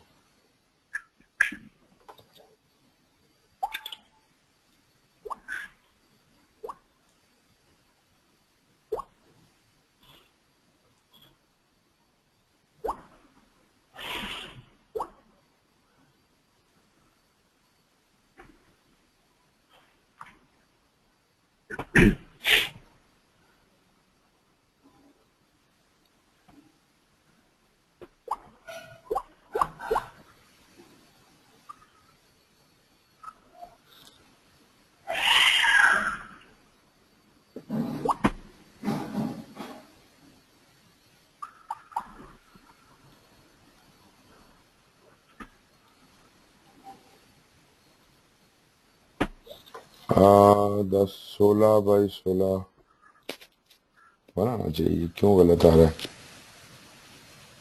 sir आपका कंसर्न क्या है कि रॉ ईएसी और एस्टिमेटेड कंप्लीशन जो लास्ट है वो सेम नहीं होता? नहीं, मेरा सिर्फ कम्युलेटिव सीपीआई फार्मूला ठीक है, लेकिन यहाँ कैलकुलेशन गलत निकल रही है। ये देखें ना, अगर मैं दूसरे महीने पे सिग्मा ईवी करूं और सिग्मा एसी से डिवाइड करूं तो 6 जमा 10 16 है, और ये 8 जमा 8 भी 16 है, तो 16/16 का जवाब 1 आना चाहिए। ये कहीं कोई गलती हो गई, 1 आना चाहिए था। सर ये फॉर्मूला देखें आपने क्या लगाया हुआ है?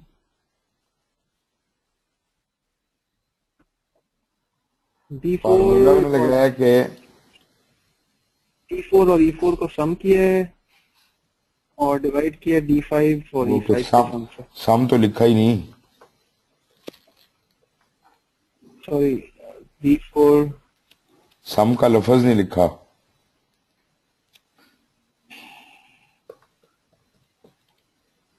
ऐसा फॉर्मूला अप्लाई नहीं हुआ। हाँ वो ये देखे ना, अब सही हुआ। मैं भी कहूँ ये कैसे हो सकता है, ये वैल्यूज ठीक हाँ, नहीं अब सही हो गया, अभी अब सही हो हुआ। गया। अब रॉ EAC जो है वो कम आ रही है, जो एस्टिमेटेड जी, यही हमारा मिशन था। तो मैं सिर्फ आपको ये दिखाना चाह रहा था कि पहले महीने का अगर जो simple BAC divide by CPI से वैल्यू निकलती है, पूरा फार्मूला लगा के भी वही वैल्यू निकलती है, लेकिन सब्सिक्वेंट वैल्यूज जो हैं वो ये वाली ज्यादा एक्यूरेट हैं। एस्टिमेट एट कंप्लीशन, ये जो प्रॉपर EAC निकालता है, ये ज्यादा बेहतर एस्टिमेट है आपका। तो आप देखें आपकी ये जितनी वैल्यूज हैं इसके अंदर 10 महीनों की, इनमें बहुत ज्यादा वेरिएंस नहीं है। मतलब इनमें जो जो जो अप डाउन है वो स्मूथ है। मतलब 1,33,998 यहां देखें आप, 1,33,080, फिर 1,10,000। आप ये देख रहे हैं जंप कितना बड़ा है यहां पर। यहां पे सारे कम्युलेटिव CPIs का इफेक्ट भी इंक्लूडेड है और आपका रिमेनिंग वर्क के ऊपर लगा हुआ है CPIC का इफेक्ट। मतलब आपने रिमेनिंग वर्क के ऊपर CPIC का इफेक्ट लगाया तो ये चीज आई। तो अब आप ये देख सकते हैं कि आपके ये वाला जो जिसे कहते हैं ना कि बेहतरीन और क्या कहते हैं मोस्ट वो इफेक्टिव तरीकाकार ये। अब एक चीज और होती है, उसे हम कहते हैं जी रिमेनिंग कॉस्ट। रिमेनिंग कॉस्ट होती है कि बाकी पैसा कितना बच गया, पैसा खर्च कितना हो गया AC, और जो पैसा था वो BAC था, तो BAC माइनस AC ये मेरा है रिमेनिंग कॉस्ट। तो इसको मैं कर देता हूं प्लस BAC माइनस दिस।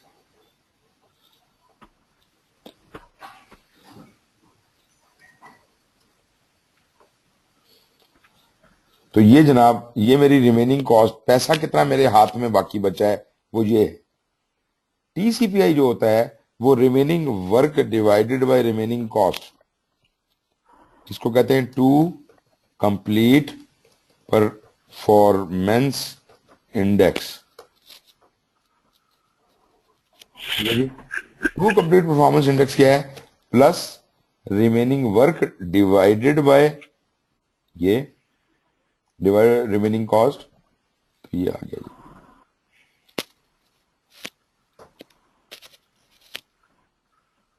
इसको हम थोड़ा सा प्रिसीजन लेवल इसका बढ़ा देते हैं। सर ये क्या चीज है टू कंप्लीट परफॉर्मेंस इंडेक्स? ये जनाब टू कंप्लीट परफॉर्मेंस इंडेक्स का मतलब ये होता है कि ये जितनी भी कैलकुलेशंस आपने निकाली हैं इनकी रोशनी में अब हमें कितनी एफर्ट करने की जरूरत है। आज जो भी प्रोग्रेस है आज के हिसाब से हमें और कितना हार्ड वर्क करने की जरूरत है। हार्ड वर्क करना है कि नहीं करना है, कम करना है काम या ज्यादा करना है। इसका फार्मूला है कि जितना काम बाकी बचा है और जितना पैसा बाकी बचा है उन दोनों का रेशो निकाल लें। रिमेनिंग वर्क जो है मेरा अगर ज्यादा होगा और पैसा मेरे पास रिमेनिंग कम होगा तो आई एम हार्ड प्रेस्ड। इसमें anything more than 1 is bad. इसका मतलब यह है TCPI का 1 से ऊपर आने का मतलब यह है कि हमारे पास पैसा कम है काम ज्यादा। इसका मतलब है मुझे अपने रिसोर्सेज को सख्ती के साथ इस्तेमाल करना पड़ेगा। अगर मेरा जवाब 1 से नीचे आ जाए इसका मतलब है कि पैसा ज्यादा है, काम कम है, पैसा ज्यादा है। अगर काम कम है और पैसा ज्यादा है तो मेरी वैल्यू 1 से कम आएगी, जैसे सेकंड केस में आई है। इसका मतलब क्या होगा कि आई कैन रिलैक्स। और अगर मेरा जवाब जितना काम बकाया है उतना ही पैसा बकाया है, तो आई एम ऑन डॉट, मुझे कोई चीज चेंज करने की जरूरत नहीं है। तो जनाब अगर टीसीपीआई की वैल्यू आपकी 1 से ज्यादा आ जाए तो आप समझ लीजिएगा कि ये अच्छी बात नहीं है और मुझे रिसोर्सेज पे कंट्रोल करने की जरूरत है। अगर आपका जवाब 1 से कम आ जाए तो आप रिलैक्स कर सकते हैं, और अगर 1 आ जाए तो आप कह सकते हैं कि नो चेंज इज रिक्वायर्ड। अब आप ये देख लीजिए, ये सारी वैल्यूज आपके सामने हैं, ये आप सब कैलकुलेशंस को देख लीजिए, ये चलता चला जा रहा है। यहां पे जाके चूंकि प्रोजेक्ट खत्म हो रहा है तो ये वैल्यू इस तरह आ रही, अदरवाइज आप सारी वैल्यू देखें या 1 के जरा ऊपर है जरा जरा नीचे।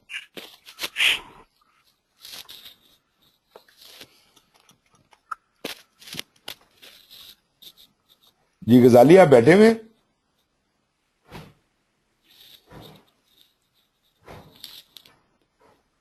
ये चार्ट आपको समझ आया है कि नहीं आया? ये बहुत इंपॉर्टेंट है क्योंकि this is what the whole earn value is about. इसके अलावा और कुछ भी नहीं है अर्न वैल्यू। सर मुझे समझ आ गया जो आपने बात बताई है, ये सारे फॉर्मूला जो आपने बताए हैं। आप क्या करना चाह रहे हैं बेसिकली, इस से अगर like able to put it correctly, आप सिर्फ ये बताना चाह रहे हैं कि जो हम डिवाइडेड बाय सीपीआई को, या फिर जो हमने ईएसी सिग्मा वाले उससे क्या, हाँ जी, तो बेसिकली ज्यादा एक्यूरेट जो वैल्यू है वो ये जो आपने सिग्मा वाले से जो, जी बिल्कुल सिग्मा वाले से। और मजे की बात यह है कि ये सारी वैल्यूज, ये सारे तरीके जितने मैंने यहाँ लिखे हैं आपके सामने, ये सारे लोग मुख्तलिफ सिचुएशंस में वो सारे इस्तेमाल करते हैं, लेकिन जहां highest level of accuracy required है तो वो वाला फार्मूला फिर वही वाला आ जाता है जो मैंने आपको कहा कि ये दिस इज, ये वाला ईएसी, ये फार्मूले जो है ना यहां से लेकर यहां तक, इनको मैं बोल्ड कर देता हूं, ये हैं सबसे इंपॉर्टेंट फार्मूले आपके।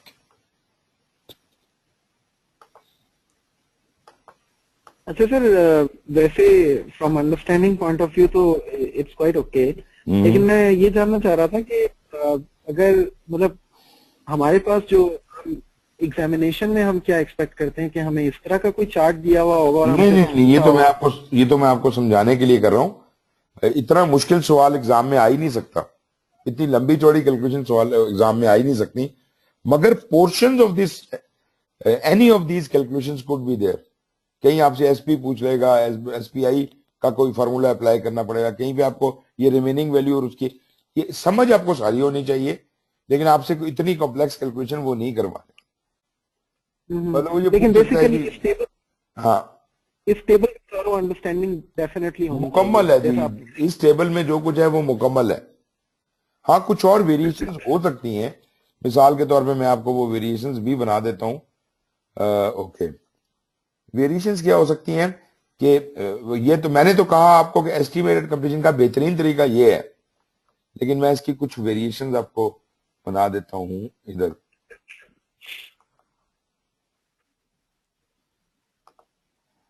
मिसाल पे हमने कहा एस्टिमेटेड कंप्लीशन जो है वो BAC minus EV divided by CPIC है।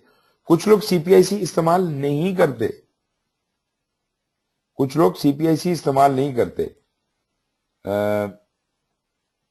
BAC divide by सीपीआईसी। ओके, मैं बल्कि इधर बनाना चाहिए था,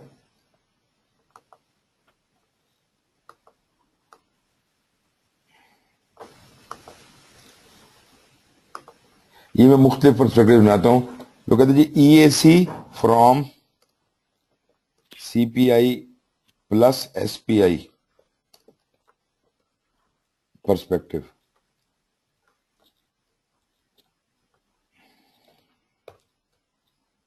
इसमें वो क्या करता है, वो कहता है जी आप बाकी चीजें छोड़ें, आप बीएससी को डिवाइड करें सीपीआई प्लस एसपीआई के साथ। अब बात करें जरा, this is completely a different story. एक मिनट,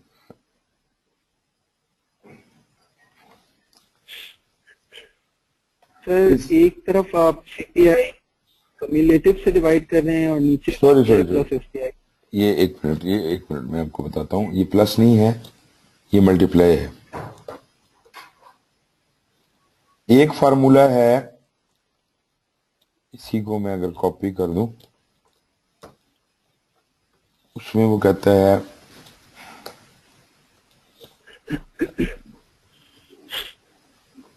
इसको कहते हैं एंड एसपीआई पर्सपेक्टिव, ये है and SPI ratio perspective. Ratio में वो क्या करता है, वो कहता है जी प्लस, मिसाल के तौर पे 0.8 सीपीआई इंटू 0.2 एसपीआई। कुछ बात समझ आ रही है? ये नहीं समझ आई। एक पर्सपेक्टिव में कहता है कि अगर आप ये समझते हैं कि आपके प्रोजेक्ट में सीपीआई और एसपीआई बराबर इंपैक्ट कर रहे हैं बीएसी को, सीपीआई और एसपीआई बराबर इंपैक्ट कर रहे हैं बीएसी को, तो आप बीएसी को डिवाइड कर दें सीपीआई और एसपीआई के साथ। क्या बनेगा? प्लस ये आपका ये था ना, ये डिवाइडेड बाय ब्रैकेट शुरू सीपीआई इंटू एसपीआई, ये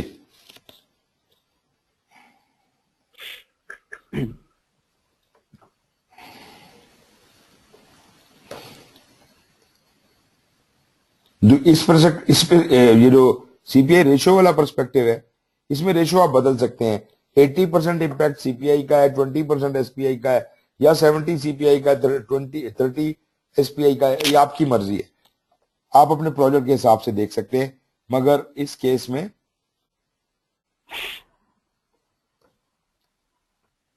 यहां क्या हो गया? अच्छा सर, लेकिन ये तीनों चारों केसेस में हमारा जो एस्टिमेटेड कंप्लीशन है वो डिफरेंट आ रहा है। आई मीन जो आपने रॉ निकाला था वो भी डिफरेंट है, जो क्यूमुलेटिव सीपीआई से निकाला था वो भी बिल्कुल डिफरेंट आएगा, बिल्कुल डिफरेंट आएगा। और इसमें ये प्लस करना है, फिर इसका ब्रैकेट में 0.2 और इंटू, और इसके अंदर भी ब्रैकेट में 0.8 इंटू, अब आप जरा देखिए इंपैक्ट दोनों का।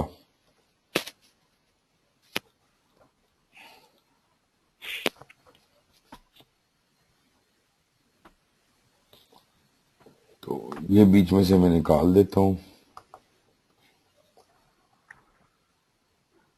सर मुझे सिर्फ ये बताइए कि आपने इसके अंदर सीपीआई 0.8 और एसपीआई 0.2 मतलब 20% और 80% चाहिए, ये ऐसे ही आपने ये प्रोजेक्ट टू प्रोजेक्ट डिफर करता है। कुछ लोग ये कहते हैं कि जनाब बाकी कॉम्प्लेक्स कैलकुलेशंस में ना जाएं, हमारे प्रोजेक्ट में एसपीआई और सीपीआई जो है, ये इसके ऊपर वाले केस की बात कर रहा हूं, एसपीआई और सीपीआई जो है दोनों का इंपैक्ट हमारे बजट की कैलकुलेशन में आता है। ऑल्दो इसका कोई लॉजिक नहीं बनता, मगर मैं तो जाती तौर पे इसे कतन कन्विंस नहीं हूं कि एसपीआई का इंपैक्ट कैसे इधर आप डाल सकते हैं। लेकिन अगर आप डालना चाहते हैं और आप समझते हैं कि नहीं ये हमारे प्रोजेक्ट में schedule is more important than cost, या schedule is to be considered in the calculation of the cost, तो चले मान लेते हैं।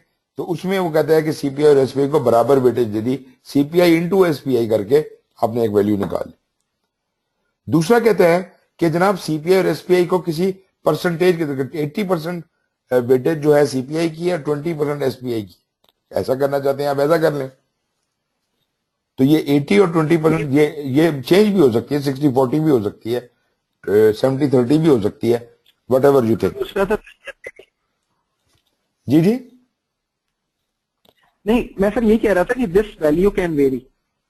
हाँ जी, दिस वैल्यू कैन वेरी, मगर मैंने सिर्फ एक तरीके से करके आपको दिखा दिया। लेकिन ये जो मर्जी कर लें, जो मैंने रेड में वैल्यूज लिखी हुई हैं, ये रेड वाली वैल्यूज कोई एम ही है, मतलब मजेदार कहानी नहीं है, मगर लोग इनको इस्तेमाल करते हैं। कुछ लोग अपने फार्मूला, ये वाला फार्मूला इस्तेमाल करते हैं, कुछ ये वाला करते हैं, कुछ ये वाला करते हैं, लेकिन जितना इफेक्टिव फार्मूला आपका जो है ईएसी का ये वाला है, ये वाला, इससे बेहतर और कुछ। हाँ जी, परफेक्ट है ये, बिल्कुल परफेक्ट है। बिल्कुल ठीक है सर। मैं जरा इसकी खूबसूरती कॉस्मेटिक्स के लिए कॉस्ट को ऊपर ले जाता हूं। हाँ जी,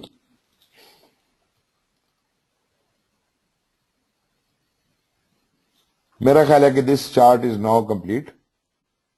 इसमें से अगर हम ये स्पेसेस निकाल दें तो एक ही स्क्रीन पे सारा कुछ आ जाएगा।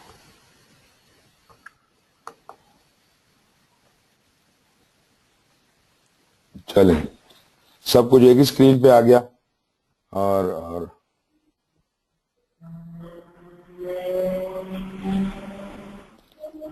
ये जो शीट है ये मैं सेव करके उधर आपके उसके अंदर कॉपी कर देता हूं। आप इसको अपनी प्रैक्टिस के लिए उठा लीजिएगा। तो बन गया ना, सारे फार्मूले बन गए इसके अंदर। सर वैसे मैं कॉपी कर चुका हूँ इसको, ये जो भी मेरे डिस्प्ले पे आ रहा है, बट आप उसको रख भी दीजिएगा। आपने क्या टाइप किया है?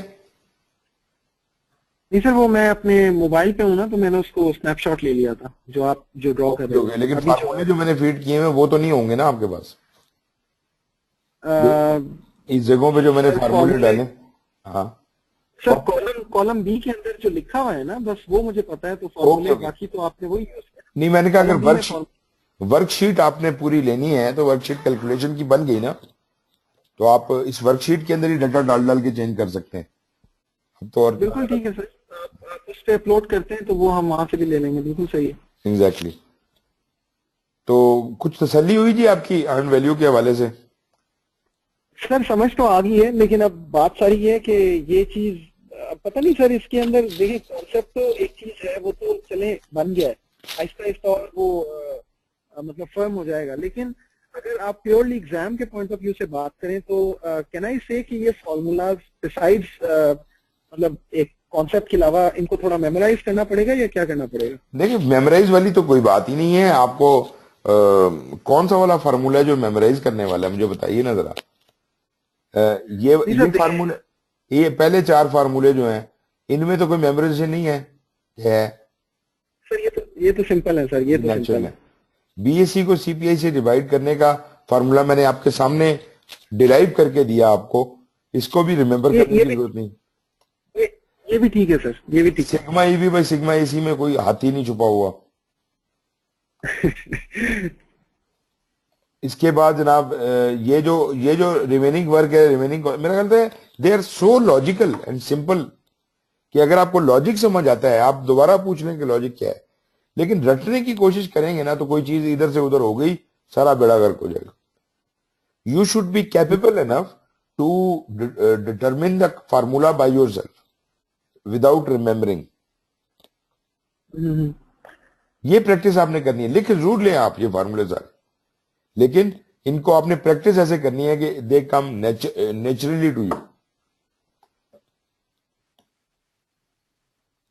सही कह रहे हैं सर आप, आई कैन अंडरस्टैंड।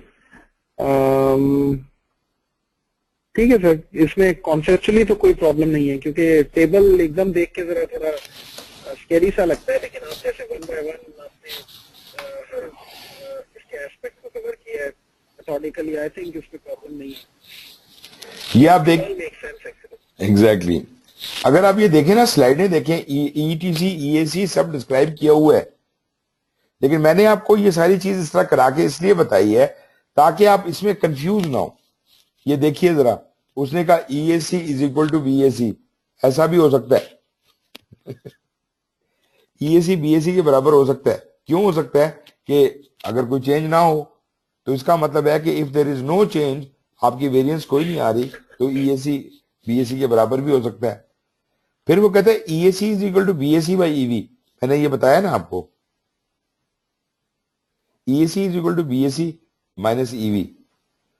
और ये जो दूसरा फार्मूला लिखा हुआ है इसके सामने, ये ETAC का क्या मतलब होता है? एस्टिमेटेड क्या कहते हैं, estimate of time at completion. ETAC का मतलब estimate of time at completion. ये मैंने यहां नहीं निकाला, इसको निकालने के लिए मैं उसको आप कहेंगे तो उसमें डाल सकता हूं।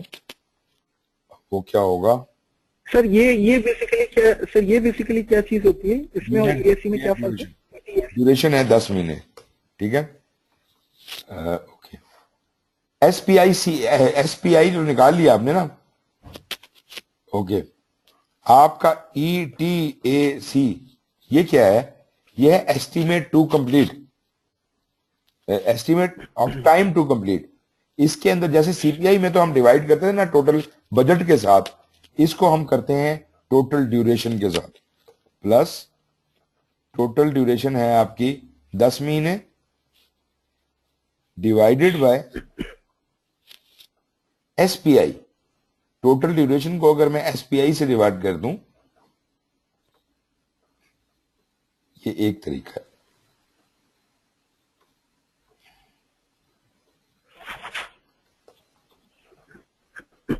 पहले महीने में खड़े होके SPI को देखते हुए क्या आप बता सकते हैं कि ये जो 10 महीने का प्रोजेक्ट है इन करतूतों के साथ कब खत्म होगा? 16.67 मंथ्स में खत्म होगा। नहीं समझ आई? ETAC का फार्मूला क्या है? Duration divided by SPI।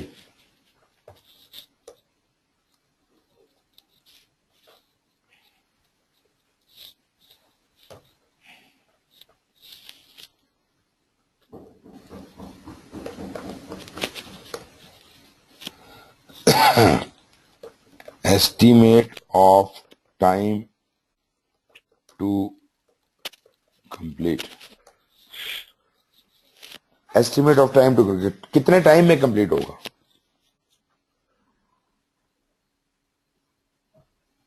देखे ना, नॉर्मल एस्टिमेट एट कंप्लीशन हम निकालते थे, वो हम कॉस्ट का निकालते थे।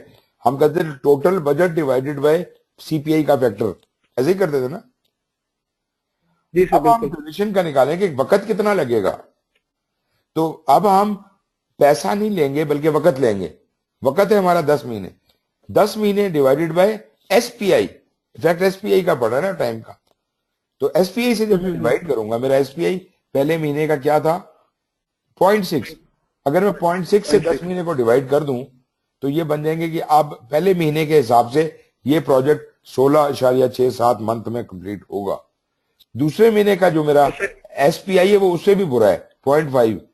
वो कहते हैं 20 मंथ में होगा, लेकिन जैसे जैसे आगे चलते जा रहे हैं इंप्रूव होता जा रहा है। ठीक हो गया सर, कॉन्सेप्चुअली इट्स ओके। मतलब ये कि पहले महीने के बाद हमें पता लग गया कि ये प्रोजेक्ट डिले हो रहा है, ये 10 महीने में नहीं हो रहा। हाँ, तो हम इसको काबू कर सकते हैं इसी चीज, यही कैलकुलेशन है जिनको घुमा फिरा के। इसका एक और भी है लेकिन मैं उसमें जाना नहीं चाहता उस तफसील में। वो होता है कि ये जो आपका ETAC निकला है, this is not the right answer, this is an very approximate answer. अगर आप बिल्कुल राइट आंसर निकालना चाहते हैं तो उसके लिए एक ग्राफिकल टेक्निक होती है, और ग्राफिकल टेक्निक में वही एस कर्व बना के और हम उसके हिसाब से नाप तोल करते हैं, और उससे फिर हम एग्जैक्ट टाइम बता सकते हैं कि ये प्रोजेक्ट कितनी देर में होगा। Let me show you.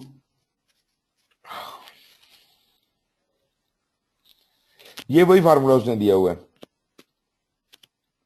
ये वो डिफरेंट फार्मूले जनाब इसने दिए हुए हैं।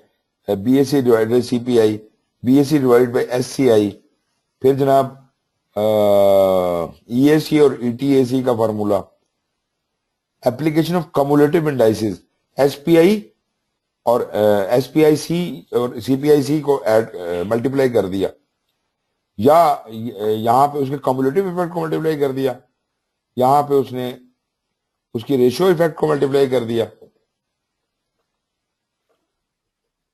और जैसे हमने CPIC तो लिया था ना कि आज तक का, एक और भी तरीका होता है इसके अंदर। वो करते हैं, कहते हैं जी शुरू से लेके लेने की जरूरत नहीं है, आज से पिछले 3 फिगर्स ले लें, पिछले 3 महीने के सीपीआई उठा के उनकी एवरेज निकाल।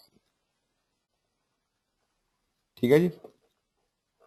लेकिन सर एवरेज तो आपने कहा था कि नहीं लेनी। नहीं, एवरेज नहीं, वही sigma EV by sigma AC है ना। वो कहते हैं सिग्मा की वैल्यू जो है वो पिछले 3 महीनों तक की लें, शुरू से ना लें। हम तो शुरू से ऐड करते आ रहे हैं ना, सारे सिग्मा उठा लिए हमने। इसमें वो कहता है, इस वाले मेथड में, इसमें कहता है कि इतनी दूर जाने की जरूरत नहीं है, इतना लंबा ट्रेंड लेने की जरूरत नहीं है। आप सिर्फ 3 महीने की वैल्यूज ईवी की उठाएं, पिछले 3 महीनों की पिछली 3 एसी की उठाएं और उसके ऊपर कैलकुलेट करें। मेरा मतलब है जितने मुंह उतनी बातें। बेसिकली बात वही है, आप कितनी ज्यादा एक्यूरेसी में जाना चाहते हैं और उसका आपको क्या फायदा होना है। ठीक है, तो आप इसके हिसाब से खुद डिसाइड कर लीजिए कि कौन सा तरीका इस्तेमाल। झगड़ा इसमें कोई नहीं है, कोई भी तरीका इस्तेमाल किया जा सकता है। इसने तो मेरे ख्याल 10 या 12 तरीके दिए हुए हैं किताब में। हमने एक दफा रिसर्च की थी, मैं था, एक चाइनीज बंदा था और 1-2 और कुछ लोग थे, स्कॉलर थे। हमने 38 तरीके इसके बनाए थे कि एस्टिमेट एट कंप्लीशन निकालने के 38 डिफरेंट तरीके क्या हो सकते हैं। और वो अभी भी मेरा ख्याल है किसी ब्लॉग में पढ़ा होगा। सर अभी जो आपने टेबल में लिखे हैं, अभी तो हमने सिर्फ मेरे ख्याल में 3 या 4 तरीके देखे। क्या जो मोटे मोटे तरीके हैं वो किए हैं। मैं आपको ये दिखा रहा हूं यहाँ पे कि उसने ना वो तक काम भी है कि आप पूरा सीपीआईसी पूरा आखिर तक ना निकालें, उतना सा निकाल लें। फिर एसपीआईसी की मैंने बात नहीं की, एसपीआईसी भी निकाला जा सकता है। प्रोग्रेसिव इंडाइसेस हैं, तो ये बड़े ड्रामे बने हैं इसके अंदर। मतलब आप बहुत सी चीजें कर सकते हैं, लेकिन they are not really relevant to you, they are more confusing than they are understood. Basically जो फार्मूले मैंने आपको बताए हैं वो बुनियादी फार्मूले हैं। जो रेड में लिखे हैं उनको भी याद रखने की जरूरत नहीं है, सिर्फ समझने की जरूरत है कि यार ऐसा वैसा भी कुछ हो सकता है। फिर ये आपका टू कंप्लीट परफॉर्मेंस इंडेक्स आ जाता है, परफॉर्मेंस रिव्यूज वगैरह हैं। ये देखें, ये लिस्ट भी बनी हुई है किताब में, जो फार्मूले दिए हुए ये हैं, ये आपकी स्लाइडों में मौजूद हैं। वही चीजें हैं जो मैं आपको पढ़ाता हूं, बताता रहा हूं किस किस तरीके से क्या क्या किया जा सकता है। So this all is available there.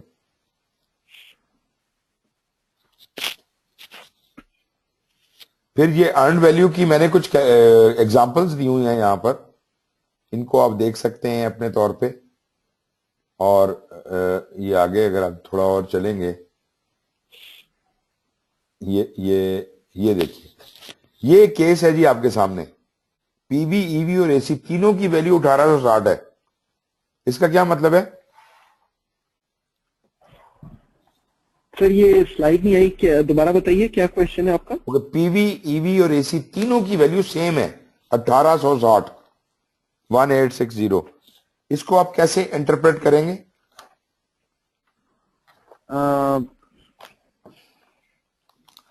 Sir इसका मतलब है कि कॉस्ट परफॉर्मेंस इंडेक्स जो है वो भी 1 है और कैजुअल परफॉर्मेंस इंडेक्स जो है वो भी 1 है। बिल्कुल सर ये तो आइडियल सिनेरियो है। ये आइडियल है कि मतलब this is what you want. ठीक है, आइडियल मैं नहीं कहूंगा, आइडियल ये होता है कि कॉस्ट भी कम लगे और काम भी ज्यादा हो, ये होगा आइडियल सिनेरियो। ठीक, मतलब ये सर मीडियोकर सिनेरियो है, इसमें हम ना लॉस में ना फायदे। डिजायर्ड सिनेरियो है, हम ये चाहते हैं कि ऐसा हो। आप जनाब, आई डोंट नो आपको नजर आ रहा है कि नहीं आ रहा, केस 2 बना हुआ है। इसमें कहा है कि जी पीवी की वैल्यू है 1900, एसी की वैल्यू है 1700, और कुछ नहीं बताया। तो इससे आप क्या अंदाजा लगा सकते हैं? सर इसका मतलब है कि हमारा जो एक्चुअल कॉस्ट लगी है वो कम लगी है। और एक्चुअल कॉस्ट किससे कम लगी है? आपको ये तो नजर ही नहीं आ रहा काम कितना हुआ है। सर ये तो नहीं है सर, इसमें सिर्फ प्लान वैल्यू दी गई है। जब तक अर्न वैल्यू का फिगर बीच में नहीं दिया जाएगा, it is impossible to comment on it. सही है सर, इम्पॉसिबल टू कमेंट। ना तो आप ये बता सकते हैं कि पैसा ज्यादा लगा कि कम लगा, और ना ये बता सकते हैं काम पूरा हुआ कि नहीं हुआ। आपको ये बता दिया काम 1900 का होना था, ये नहीं बताया कितना काम हुआ है, और जब ये नहीं बताया कि कितना काम हुआ है, तो पैसा जो खर्च हुआ है वो जायज हुआ है या नाजायज हुआ है, ये हमें नहीं पता। सर अगर पीवी की जगह ईवी डीवी होती, अगर ईवी डीवी होती, फिर हम कॉस्ट वेरिएंस निकाल सकते थे, लेकिन स्केड्यूल का ना पता चलता, स्केड्यूल का ना पता लगता। बिल्कुल, हाँ बिल्कुल ऐसा ही। अब जनाब आपको मैं इसकी ईवी भी प्रोवाइड कर देता हूं। ईवी है 1500।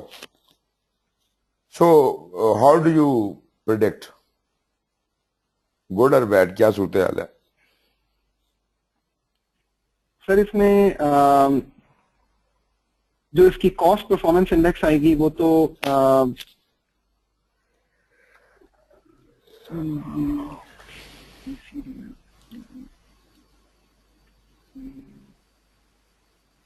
बस ये एक चीज याद रखा करें, आसान तरीका बताऊं मैं आपको। ईवी सबसे अजीज तरीन चीज है, ईवी सब चीजों की जड़ है। ईवी का झंडा ऊंचा रखना है, ईवी बड़ा होना चाहिए। ईवी आप यहां देख रहे हैं पीवी से भी छोटा है, एसी से भी छोटा है, इसका मतलब है बेड़ा ही गर्क है। This is a worst scenario. मतलब पीवी से छोटा होने का मतलब है कि स्केड्यूल में भी हम पीछे रह गए हैं, और एसी से छोटा होने का मतलब है पैसे भी ज्यादा खर्च कर रहे हैं। स्केड्यूल में भी पीछे हैं, पैसे भी ज्यादा खर्च कर रहे हैं। सिर्फ ईवी के फिगर को देखेंगे वो बड़ा है या छोटा है, पीवी से छोटा है बड़ा है, एसी से छोटा है बड़ा है। ये केस देखिएगा, पीवी 2600 है, ईवी 2400 है, एसी 2200 है। 26, 24 और 22। सर ईवी पीवी से छोटा है, इसका मतलब है स्केड्यूल में तो हम स्केड्यूल तो सही नहीं है, स्केड्यूल में तो हम पीछे हैं। क्या? हाँ पीछे है, ठीक है, ईवी छोटा है, राइट। लेकिन ईवी एसी से बड़ा है, इसका मतलब है कि हम कम पैसे में, हम ठीक है, मतलब हमने पैसा ज्यादा नहीं लगाया हुआ। हाँ हम पैसे कम पैसों में ज्यादा काम कर रहे हैं, कम पैसों में ज्यादा काम कर रहे हैं सर। लेकिन स्केड्यूल वाइज तो हम पीछे हैं ना सर। हाँ तो स्केड्यूल वाइज पीछे है ना, पैसा वाइज तो नहीं। स्केड्यूल वाइज पीछे होने का मतलब यह है कि आपने 2600 का काम करना था, लेकिन आपने कंप्लीट किया 2400 का, और एक्चुअली उस 2400 का फिजिकल काम तो हो गया ना 2400 का। उस 2400 में जो खर्च हुआ पैसा वो टोटल 2200 हुआ, तो 200 रुपए तो आप बचा रहे हैं। फाइनेंशियली सेविंग है आपकी, फाइनेंशियली सेविंग है। तो ये जनाब इस तरह के और केसेस भी इसके अंदर दिए हुए हैं, just to play around with that. तो ये सारा कुछ है। तो बस मैं आज का मैं यहीं पे खत्म कर देता हूं, कल हम फिर आगे कंटिन्यू कर लेंगे। गजाली भाई आप हैं या नहीं है? मुझे नहीं लगता कि गजाली बैठे हुए हैं। सर मेरे दिखा तो रहे हैं सर ये कि ऑनलाइन है, लेकिन पता नहीं I think he is busy somewhere. चले जो भी है, तो आई थिंक ये बड़ा मजेदार कॉन्सेप्ट था और मेरे ख्याल में गजाली ने मिस किया है ऑनेस्टली, लेकिन प्रॉब्ली वो वीडियो देख लेंगे, लेकिन बड़ी इंटरेस्टिंग चीज है सर। हाँ एग्जैक्टली। तो चले जी, वंडरफुल हो गया।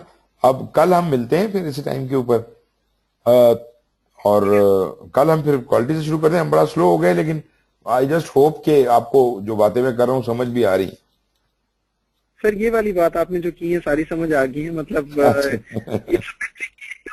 लॉस्ट हो जाते हैं लेकिन ये कि इंटरेस्टिंग है, उसको अगर हम रिफ्रेश करेंगे क्लियर हो जाएगा सर। सर ये वीडियोस मौजूद है ना सर इस पे? हाँ पड़ी हुई है बात, आप डाउनलोड करें, बिल्कुल करें। आज वाली भी कर दूंगा अभी लोड। ठीक है सर। वो क्योंकि अभी जो आपने कराया इंटरएक्टिव सा एक सेशन था, बड़ा अच्छा था, लेकिन सर वो मेरे ख्याल में दोबारा देखना पड़ेगा। हाँ नहीं, जरूर देखिए, मैं फाइल भी कॉपी करता हूँ। जी सर, बिल्कुल सर, सही है sir. Anyways thank you very much sir, thank you so much. Most welcome जी, थैंक यू जी, टेक केयर, खुदा हाफिज।